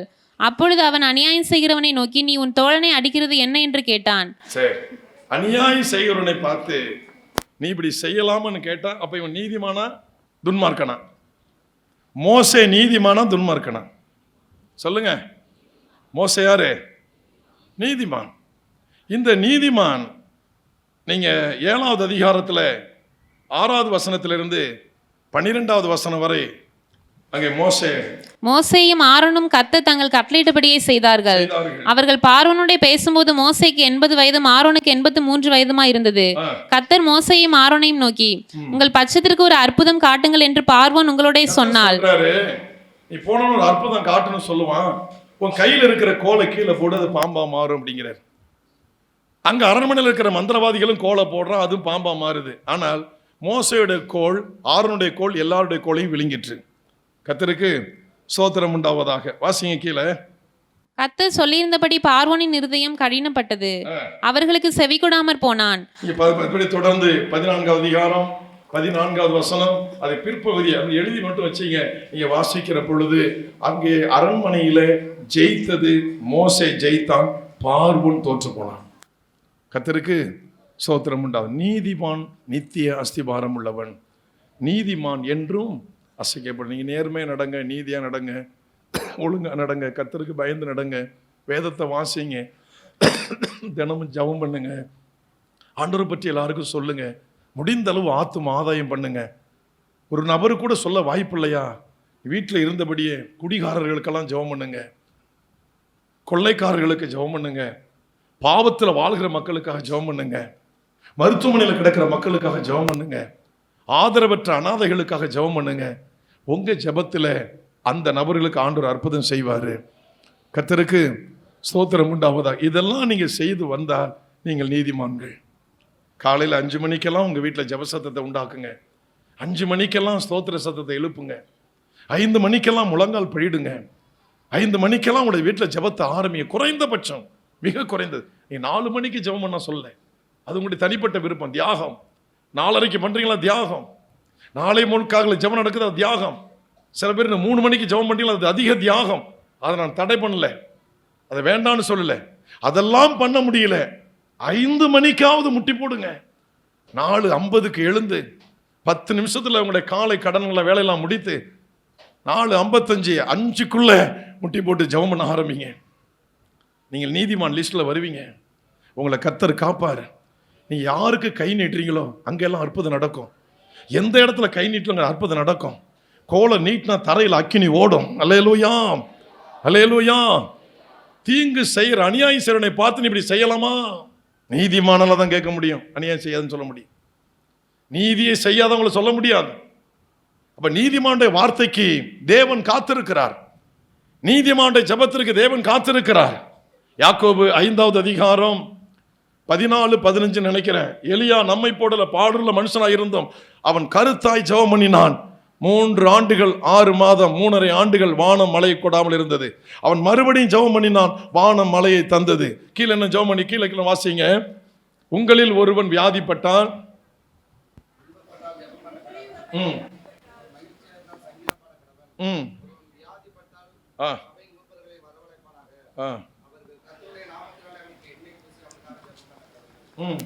அப்பொழுது விசுவாசமுள்ள ஜெபம் பிணியாலையை ரட்சிக்கும். கர்த்தர் அவனை எழுப்புவார். அவன் பாவம் செய்தவனானால் அது அவனுக்கு மன்னிக்கப்படும். நீங்கள் சொஸ்தமடையும்படிக்கு உங்கள் குற்றங்களை ஒருவருக்கொருவர் அறிக்கையிட்டு ஒருவருக்காக ஒருவர் ஜெபம் பண்ணுங்கள். நீதிமான் செய்யும் ஊக்கமான வேண்டுதல் மிகவும் பலனுள்ளதாய் இருக்கிறது. வார்த்தைக்கு வார்த்தை எதிர்த்து பேசாதீங்க. யாரோ ஒருத்தர் கெட்ட வார்த்தை பேசுறாங்க, நீங்களும் பேசி கிருபை இழக்காதீங்க. நீதிமான்ங்கிற அந்த தகுதியை இழந்துடாதீங்க. நீதிமான் செய்யும் ஊக்கமான வேண்டுதல் மிகவும் பலனுள்ளது. 2 பகுதி நான் சொல்றேன். இந்த பக்கம் கணவன்மாரெல்லாம் இருக்கிறீங்க, வாலிப தம்பிகள்லாம் இருக்கிறீங்க, வயோதிக பெற்றோர் இருக்கிறீங்க, கவனிங்க. அதே போல பெண்கள் சைடு திருமணமான சகோதரிகள், வாலிப பெண்கள், வயோதிக தாய்மார்கள் இருக்கிறீங்க, வயதான பாட்டிமாரெல்லாம் இருக்கிறீங்க. 2 பகுதியும் கவனிங்க. உங்க வீட்டுக்குள்ள உள்ள நபர் தான் அவங்க நீதிமானாக இருந்தால் மரியாதை கையெடுத்து கும்பிட்டு விலகிடுங்க. உங்க ஜம்பத்தங்க காட்டாதீங்க. ஏதாவது ஜெபம் பண்ணாங்க சுழுக்களை மாட்டிக்குவீங்க, படுக்கதான். உங்க வீட்டில் இருக்கிற நீதிமான் மனம் புண்பட்டால், தங்கச்சி ஏல போடா, உன்னை பத்தி தெரியும் அம்மாடே, அவ்வளவுதான் உனக்கு இறுதி மரியாதை, ஜாக்கிரதை சொல்லிவிட்டேன். நீதிமான் செய்யும் ஊக்கமான ஜெபம், அந்த நபருடைய அருமை உங்க வீட்டு உலகமே தெரியாம இருக்கலாம். அந்த நபர் தேவனுடைய பார்வையில் நீதிமான். அது வயதான பாட்டியோ, நேற்று திருமணமான தங்கச்சியோ, கடந்த ஆண்டு குழந்தை பெற்ற தாயோ, யாரோ வேண்டுமானால் இருக்கலாம். தேவனுடைய பார்வையில் அவர்கள் நீதிமான் என்பது மெய்யானால் ஒழுங்கு மரியாதையா வாயை மூடிட்டு போயிடுது. இல்ல உன் வாழ்க்கை சட்னி தான். 2 பக்கம் சொல்றேன். பாகுபாடும் நான் பேசல, பட்சபாதம் வச்சு நான் பேசல. இந்த பக்கம் நீதிமான் இருந்தா சல்யூட் சார், வணக்கம் சார், ஜெபம் பண்ணீங்க அப்படின்னு சொல்லிடுங்க. இந்த பக்கம் இருந்தா மேடம் என்ன பண்ணுங்க, ஒரு வணக்கம் அப்படின்னு சொல்லிட்டு போயிட்டீங்கன்னா தப்பிக்கலாம். என்ன செய்யலாம்? உன்னை பத்தி தெரியாது, என்ன புதுசா போயினா அந்த ஆளு நம்ம கூத்து கட்டி அடிச்சுக்கிட்டு இருக்கிறான், நீ நம்ம பெரிய ஜெப வீராங்க நம்ம அப்படின்னு பாரு. அங்க இருந்து ஒரு குரலும் ஓய் முடிஞ்சு போச்சு, அவ்வளவுதான். பீஸ் கேரியர் பிடிக்கிறார். நீதிமான் செய்யும், வாசிங்க வசனத்தை, ஊக்கமான ஜெபம் மிகவும் பலனுள்ளதா இருக்கிறது. மிகவும் பலனுள்ளதா இருக்குன்னா நம்ம ஜம்பத்தை கொஞ்சம் அடக்கிக்கணும். நான் ஆம்பளை, நான் சம்பாதிக்கிறேன். ஏய் நீ சம்பாதிச்சால் நான் தாண்டா நடத்துறேன் குடும்பத்தை, உனக்கு என்னடா தெரியும்? நல்லது இல்லை. நீதிமானுக்கு விரோதமா வாயை திறக்கிறது நல்லதில்ல. வேண்டாம். கரண்டோட விளையாட வேண்டாம், மின்சாரத்தோட விளையாட வேண்டாம், ஒதுங்கிக்கிறது நல்லது. அப்ப நீதிமான ஜெபத்துக்கு பரலோகம் திறந்திருக்கு. அந்த நபர் உங்க வீட்டில் அற்பமா இருக்கலாம், உங்க சம்பாத்தியத்துல உங்க திறமையில கூட அவங்க சாப்பிட்டுட்டு இருக்கலாம், இங்க இருந்தாலும் சரி இங்க இருந்தாலும் சரி. ஆனா அவங்க நீதிமான்னு சொன்னா அவங்க மனம் புண்படுபடி பேசுனீங்கன்னா 1-3, 4-8 வாசிக்கலாம். தேவன் நமக்கு அடைக்கலமும் பலனும் ஆபத்து காலத்தில் அனுகூலமான துணையுமானவர். ஆகையால் பூமி நிலை மாறினாலும் அலைகள் நடுசமுத்திரத்தில் சாய்ந்து போனாலும் அதன் ஜலங்கள் கொந்தளித்து பொங்கி அதன் பெருக்கினால் பர்வதங்கள் அதிர்ந்தாலும் நாம் பயப்படும். 4-5 ஒரு நதியுண்டு, அதன் நீர்க்கால்கள் தேவனுடைய நகரத்தையும் உன்னதமானவர் வாசம் பண்ணும் பரிசுத்த ஸ்தலத்தையும் சந்தோஷிப்பிக்கும். தேவன் அதன் நடுவில் இருக்கிறார், அது அசையாது. அதிகாலையிலே தேவன் அதற்கு சகாயம் பண்ணுவார். கர்த்தருக்கு ஸ்தோத்திரம். தேவன் ஒரு நதியை சொல்லுகிறார், அது நீர்க்கால்கள் தேவனுடைய நகரத்தையும் உன்னதமான ஒரு வாசம் பண்ணும் பரிசுத்த ஸ்தலத்தையும் சந்தோஷிக்கும். எசேக்கியேல்ல வாசிப்போம், அந்த நதி போகும் இடமெல்லாம் ஆரோக்கியம் அப்படின்னு சொல்லி. யோவான் 7:39 வேதவாக்கியம் சொல்லுகிறபடி என்னிடத்தில் விசுவாசமாய் இருக்கிறவன் எவனோ அவன் உள்ளத்திலிருந்து ஜீவ தண்ணீர் உள்ள நதிகள் ஓடும் என்றார். யோவான் 7:38. இப்போ இங்க ஒரு நதி சொல்றாரு, அந்த நதி பரிசுத்த ஸ்தலத்தை சந்தோஷிக்கும், உன்னதமான வாசம் பண்ணும் பரிசுத்த ஸ்தலத்தையும் சந்தோஷிக்கும், தேவனுடைய நகரத்தையும் சந்தோஷிக்கும். தேவன் அது நடுவில் இருக்கிறார், அது அசையாது. ஆமென். அப்ப தேவன் என்ன செய்கிறார்? அதிகாலையிலே அதற்கு சகாயம் பண்ணுவார். தேவன் அதன் நடுவில் இருக்கிறார், அது ஒன்றும் அசையவே அசையாது. அதிகாலையிலே தேவன் அதற்கு சகாயம் பண்ணுவார். 6வது வசனம் 7வது வசனம், ஜாதிகள் கொந்தளித்து தத்தளித்தது, முழங்க பண்ணினார், உருகி போயிற்று.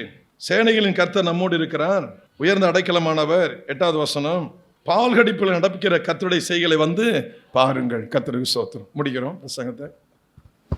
கர்த்தருக்கு மகிமை உண்டாவதாக.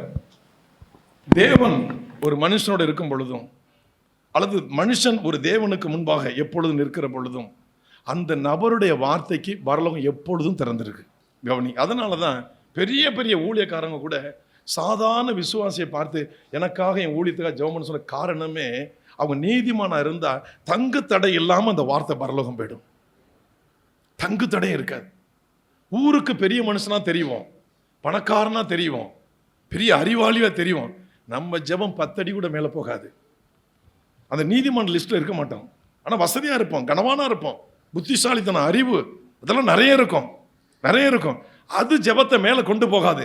அந்த நீதிமான் அப்படிங்கிற அந்த வார்த்தையை நீங்கள் உள்ளே வந்துட்டீங்கன்னா உங்கள் ஜெபத்துக்கு 24 மணி நேரமும் உங்களுடைய மூச்சு சரீரத்தட்டு போகும் நிமிடம் வரை உங்களுக்காக பரலோகம் திறந்திருக்கும்.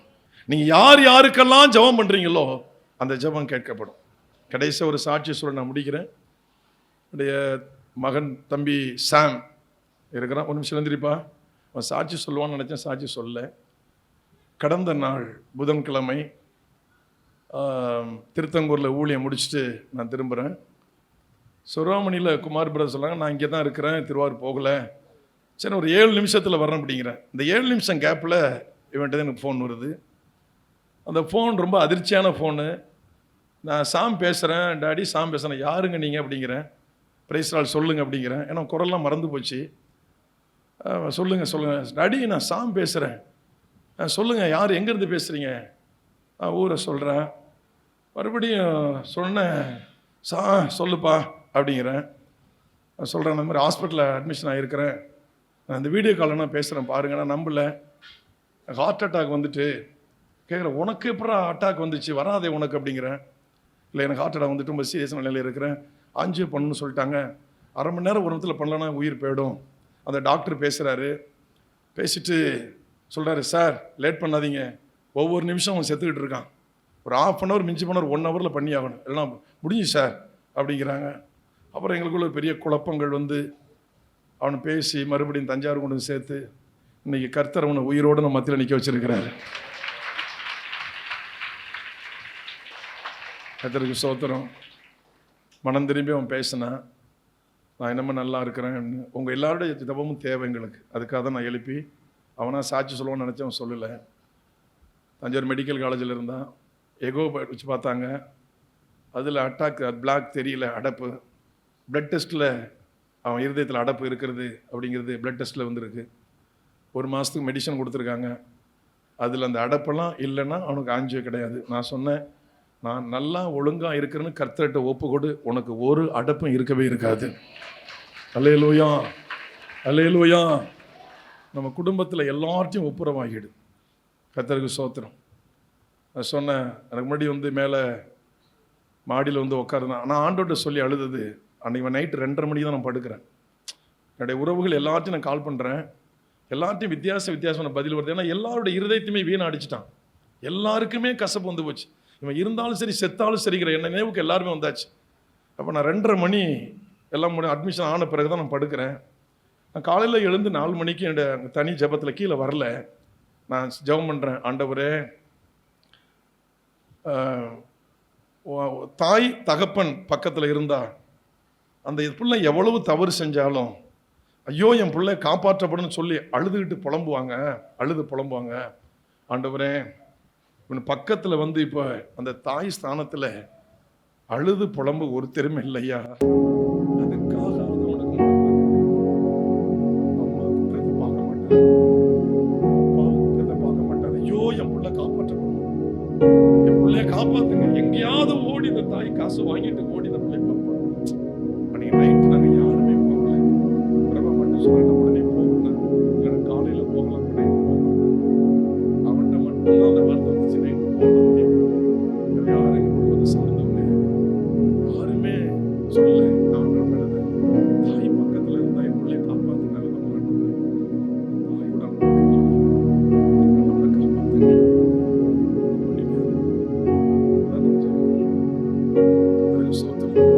எல்லாருடைய ஜெபத்தையும் கேட்டு நீங்க அவன் ஆண்டவர் உயிரோட வச்சிருக்கிறாரு. அவளுக்காக எல்லாரும் ஜெபம் பண்ணுங்க. சில நிமிடங்கள் ஜெபிக்க போகிறோம். சில நிமிடங்கள் சோத்திரம். எல்லாரும் வாய்கள் திறந்து எல்லாரும் ஆண்டவரை ஒப்பு கொடுப்போம். தேவன் நல்லவர், தேவன் நமக்கு நன்மை செய்கிறவர், தேவன் நமக்கு உதவி செய்கிறவர். நீ நினைக்கலாம், யாரோ உங்களை பேசியிருக்கலாம், யாரோ சொல்லியிருக்கலாம், அந்த சூழ்நிலை உங்களை பயமுறுத்திட்டு இருக்கலாம். அந்த வார்த்தை உண்மை, அவங்க சொன்னதெல்லாம் உண்மைதான். ஆனால் அதை விட பெரிய உண்மை, அவங்க சொன்ன அந்த உண்மை ஆண்டவர் நொறுக்கப்பட போகிறார். எந்த வார்த்தை இருதயத்தை அசைத்ததோ, நிலை தடுமாற வைத்ததோ, ஐயோ நமக்கு என்ன நடக்க போதோ தெரியலங்கிற பயத்தை உண்டாக்கினதோ, அது யாருடைய வார்த்தையோ, பேயுடைய வார்த்தையோ, மனுஷனுடைய வார்த்தையோ, அல்லது எந்த வார்த்தையோ, இன்றைக்கு தேவன் உங்களுக்கு ஒரு அற்புதம் செய்ய போகிறார். இன்றைக்கு தேவன் உங்களை நிலைநிறுத்த போகிறார். எலியாவை கொண்டு செய்தவர், தாவீதை கொண்டு செய்தவர், இன்றைக்கு உங்களையும் என்னையும் கொண்டு அவர் செய்ய போகிறார். எல்லாரும் வாயை திறந்து, ஆண்டவரே, அந்த தேவ மனிதர்களுக்கு இருந்த பொறுமை, அந்த தேவ மனிதர்கள் இருந்த விசுவாசம், அந்த தேவ மனிதர்களுக்கு இருந்த விசுவாச அறிக்கை, அந்த தேவ மனிதர்கள் இருந்த நம்பிக்கை, அந்த தேவ மனிதர்களுக்கு இருந்த ஜெபம், அந்த துதி ஸ்தோத்திரம் இன்றைக்கு எனக்குள்ள வேண்டும், இன்றைக்கு எனக்கு வேண்டும். வாயை திறந்து கேளுங்க. அன்றைக்கு எலியா இருந்தார், இன்றைக்கு நீங்களும் நானும் தான் எலியா. அன்றைக்கு தாவீது இருந்தார், இன்றைக்கு தாவீது இல்லை, நீங்களும் நானும் தான் தாவீது. வாய்களை திறந்து கேளுங்க. ஹல்லேலூயா, ஹல்லேலூயா. அன்றைக்கு மோசே ஒருவர் இருந்தார், இன்றைக்கு ஆயிரக்கணக்கான லட்சக்கணக்கான மோசைகளை கர்த்தர் உருவாக்கி இருக்கிறார். அவருடைய வார்த்தைக்கு பரலோகம் திறந்திருக்கிறது. ஆமென். நீதிமான் என்று அசைக்கப்படுவதில்லை. கர்த்தரை எனக்கு முன்பாக வைத்திருக்கிறேன், நான் என்றும் அசைக்கப்படுவது இல்லை. அவர் என் கண்மலை, அவர் என் ரட்சிப்பு, அவர் எனக்கு மீட்பு, அவரே எனக்கு உயர்ந்த அடைக்கலம். நான் அசைக்கப்படுவது இல்லை. நீதிமான் என்றும் அசைக்கப்படுவது இல்லை. வாயை திறந்து எல்லாரும் கேளுங்க. வாயை திறந்து எல்லாரும் கேளுங்க. அப்பா, என்னை ஒப்பு கொடுக்கிறேன். ஆண்டவர், எனக்கு பயம் வந்தது உண்மைதான், என் இருதயத்தில் ஒரு நடுக்கம் வந்திருப்பது உண்மைதான். நான் பயந்து நடுங்கி இருக்கிறேன். அன்றைக்கு ஒரு கோலியாத்தினுடைய வார்த்தை இஸ்ரவேல் சமஸ்த சேனையை நடுங்க வைத்தது, சவுலையும் நடுங்க வைத்தது. ஒரே ஒரு அபிஷேகம் பண்ணப்பட்ட மனிதனால் பெரிய வெற்றி கிடைத்தது, பெரிய வெற்றி கிடைத்தது. ஒரு அபிஷேகம் பண்ணப்பட்டவனால், ஒரு அபிஷேகம் பண்ணப்பட்ட மனுஷனால் பெரிய வெற்றி கிடைத்தது. இன்றைக்கு உங்களுக்கு வெற்றி கிடைக்க போகிறது.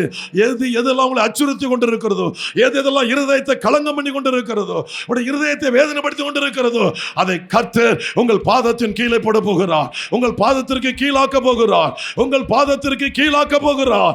உங்கள் பாதத்திற்கு கீழாக்க போகிறார். அந்த பிசாசுகளை உங்கள் கையில ஒப்பு கொடுக்க போகிறார். அந்த துஷ்டர்களை உங்கள் கையில ஒப்பு கொடுக்க போகிறார். உங்கள் கையில ஒப்பு கொடுக்க போகிறார். ஆண்டவருக்கு நன்றி சொல்லுங்க. ஆண்டவருக்கு நன்றி சொல்லுங்க. என்னை பயன்படுத்துங்கப்பா, என்னை பயன்படுத்துங்கப்பா. அல்லேலூயா, அல்லேலூயா. நான் எப்பொழுதும் உம்மை எனக்கு முன்பாக வைத்திருக்க வேண்டும். அல்லேலூயா. இஸ்ரவேலின் தேவனாகிய கர்த்தருக்கு முன்பாக நிற்கிற எலியாவாகிய நான் சொல்லுகிறேன், அப்பா உமக்கு முன்பாக நிற்க கிருபை தாரும். உமக்கு முன்பாக நிற்க கிருபை தாரும். உமக்கு முன்பாக நிற்க கிருபை தாரும். வாயை திறந்து எல்லாரும் கேளுங்க. ஒரு அற்புதம் நடக்க போகுது. அல்லேலூயா, அல்லேலூயா. எல்லா வீடுகளிலும் பஞ்சம். எலியாவுடைய வார்த்தை எந்த வீட்டில் நம்பினார்களோ அந்த வீட்டில் மாத்திரம் பஞ்சம் இல்லை. அந்த வீட்டில் மாத்திரம் பஞ்சம் இல்லை. எலியாவை யார் ஏற்றுக்கொண்டார்களோ, ஊழியக்காரனை யார் ஏற்றுக்கொண்டார்களோ அந்த வீட்டில் பஞ்சம் இல்லை. அந்த வீட்டில் பஞ்சம் இல்லை. அருமையான தேவனுடைய பிள்ளைகளே, உங்களை சுற்றிலும் வேதனை இருக்கும். உங்க வீட்டுக்குள்ள அது வராது. உங்க வீட்டுக்குள்ள வராது. அல்லேலூயா. மாவு செலவழிந்து போகாது. எண்ணெய் குறையாது.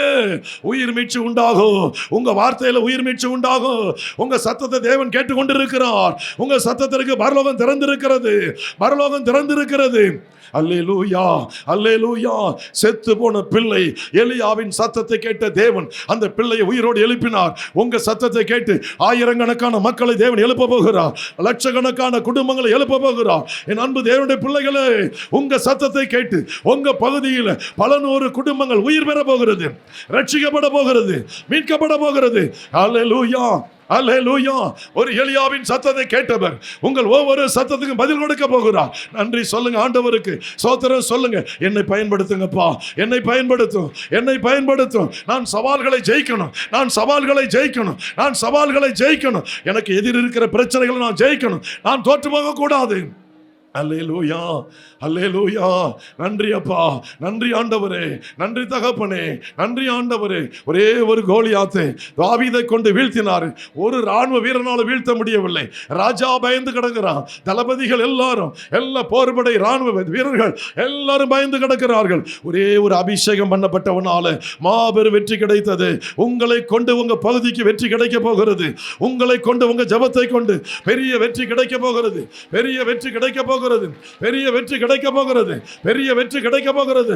அல்லேலூயா. நீதிமான் செய்யும் ஜெபம் அதிக பலனுள்ளதாக இருக்கிறது. நீதிமானுடைய ஊக்கமான ஜெபம் அதிக பலனுள்ளதா இருக்கிறது. உங்க ஜெபத்திற்கு பரலோகம் திறந்திருக்கு. நீங்க எப்போ வாய் திறந்தாலும் சரி, பரலோகத்திலிருந்து உடனே பதில் வரும். உடனே பதில் வரும். உடனே பதில் வரும். உங்களை கொண்டு ஆண்டவர் பூமியில் அற்புதங்களை செய்ய போகிறார். உங்கள் வார்த்தையை கொண்டு. அல்லேலூயா, அல்லேலூயா. எலியா ஒன்றே ஒன்று சொன்னான். இடிந்து போன பலிபீடத்தை கட்டினவன், இஸ்ரவேல் என்று பெயரிட்டவன், அதில் சந்து சந்தாக காளையை வெட்டி விறகுகளை அடுக்கி வைத்து தண்ணீரை ஊற்றினவன் சொன்னான், முற்பிதாக்களின் தேவனே, நான் நம்முடைய ஊழியக்காரன் என்பதை, வேலைக்காரன் என்பதை, இதையெல்லாம் வார்த்தையின்படி செய்தேன் என்பதை சுற்றி இருக்கிற ஜனங்கள் காணும்படி செய்யும். வானத்திலிருந்து அக்கினி இறங்கி வந்தது. அன்பு தேவனுடைய பிள்ளைகளே, உங்க ஜெபத்தில் உங்க பகுதியில் அக்கினி பிரத்யட்சமா இறங்கி வரப்போகுது. வெளி மக்கள் பார்க்கும்படி, வெளி ஜனங்கள் பார்க்கும்படி, எல்லா மக்களும் பார்க்கும்படி, எல்லா ஜனங்களும் பார்க்கும்படி, எல்லா மக்களும் பார்க்கும்படி பிரத்யோகமாய், பிரத்யோகமாய், பிரத்யோகமாய் உங்கள் ஜெபத்தில் அக்கினி இறங்கி வரப்போகிறது. அல்லேலூயா, அல்லேலூயா. மந்திரவாதிகள் வெட்கப்பட்டு போக போகிறார்கள். மந்திரவாதிகள் வெட்கப்பட்டு போக போகிறார்கள். ஒரே ஒரு தேவ மனுஷன் 450 பாகால் தீர்க்கதரிசிகள், 400 தோப்புகளின் தீர்க்கதரிசிகள், 850 பேர் மந்திரவாதிகள். ஒரே ஒரு தேவ மனுஷனை கொண்டு கர்த்தர் வீழ்த்தினார். நம்ம பகுதியில் எத்தனை மந்திரவாதிகள் செயல்பட்டாலும் சரி, எத்தனை மந்திர தந்திரங்கள் செயல்பட்டாலும் சரி, உங்க ஜெபத்தில் தவிடுபடியாக போகுது. கர்த்தருடைய நெருப்பு இறங்கி நீங்கள் தேவ பிள்ளை என்பதை நிரூபிக்க போகிறது. நீங்கள் தேவ மனுஷன் என்பதை நிரூபிக்க போகிறது. எல்லாரும் ஆண்டவருக்கு ஸ்தோத்திரம் சொல்லுங்க. அந்த அபிஷேகம் என் மேல இறங்கணும் ஐயா, என் வழியா வெளிப்படணும். அந்த அக்கினி வெளிப்படணும். அந்த அக்கினி வெளிப்படணும். ஸ்தோத்திரம், ஸ்தோத்திரம் அப்பா. மோசையை கொண்டு ஒரு அற்புதம் அல்ல, பல அற்புதங்களை செய்தார். பல அற்புதங்களை செய்தார். யாத்திராகமம் 14:14 பிற்பகுதியோட எதிராளிகள் அத்தனை பேருக்கு முடிவு உண்டானது.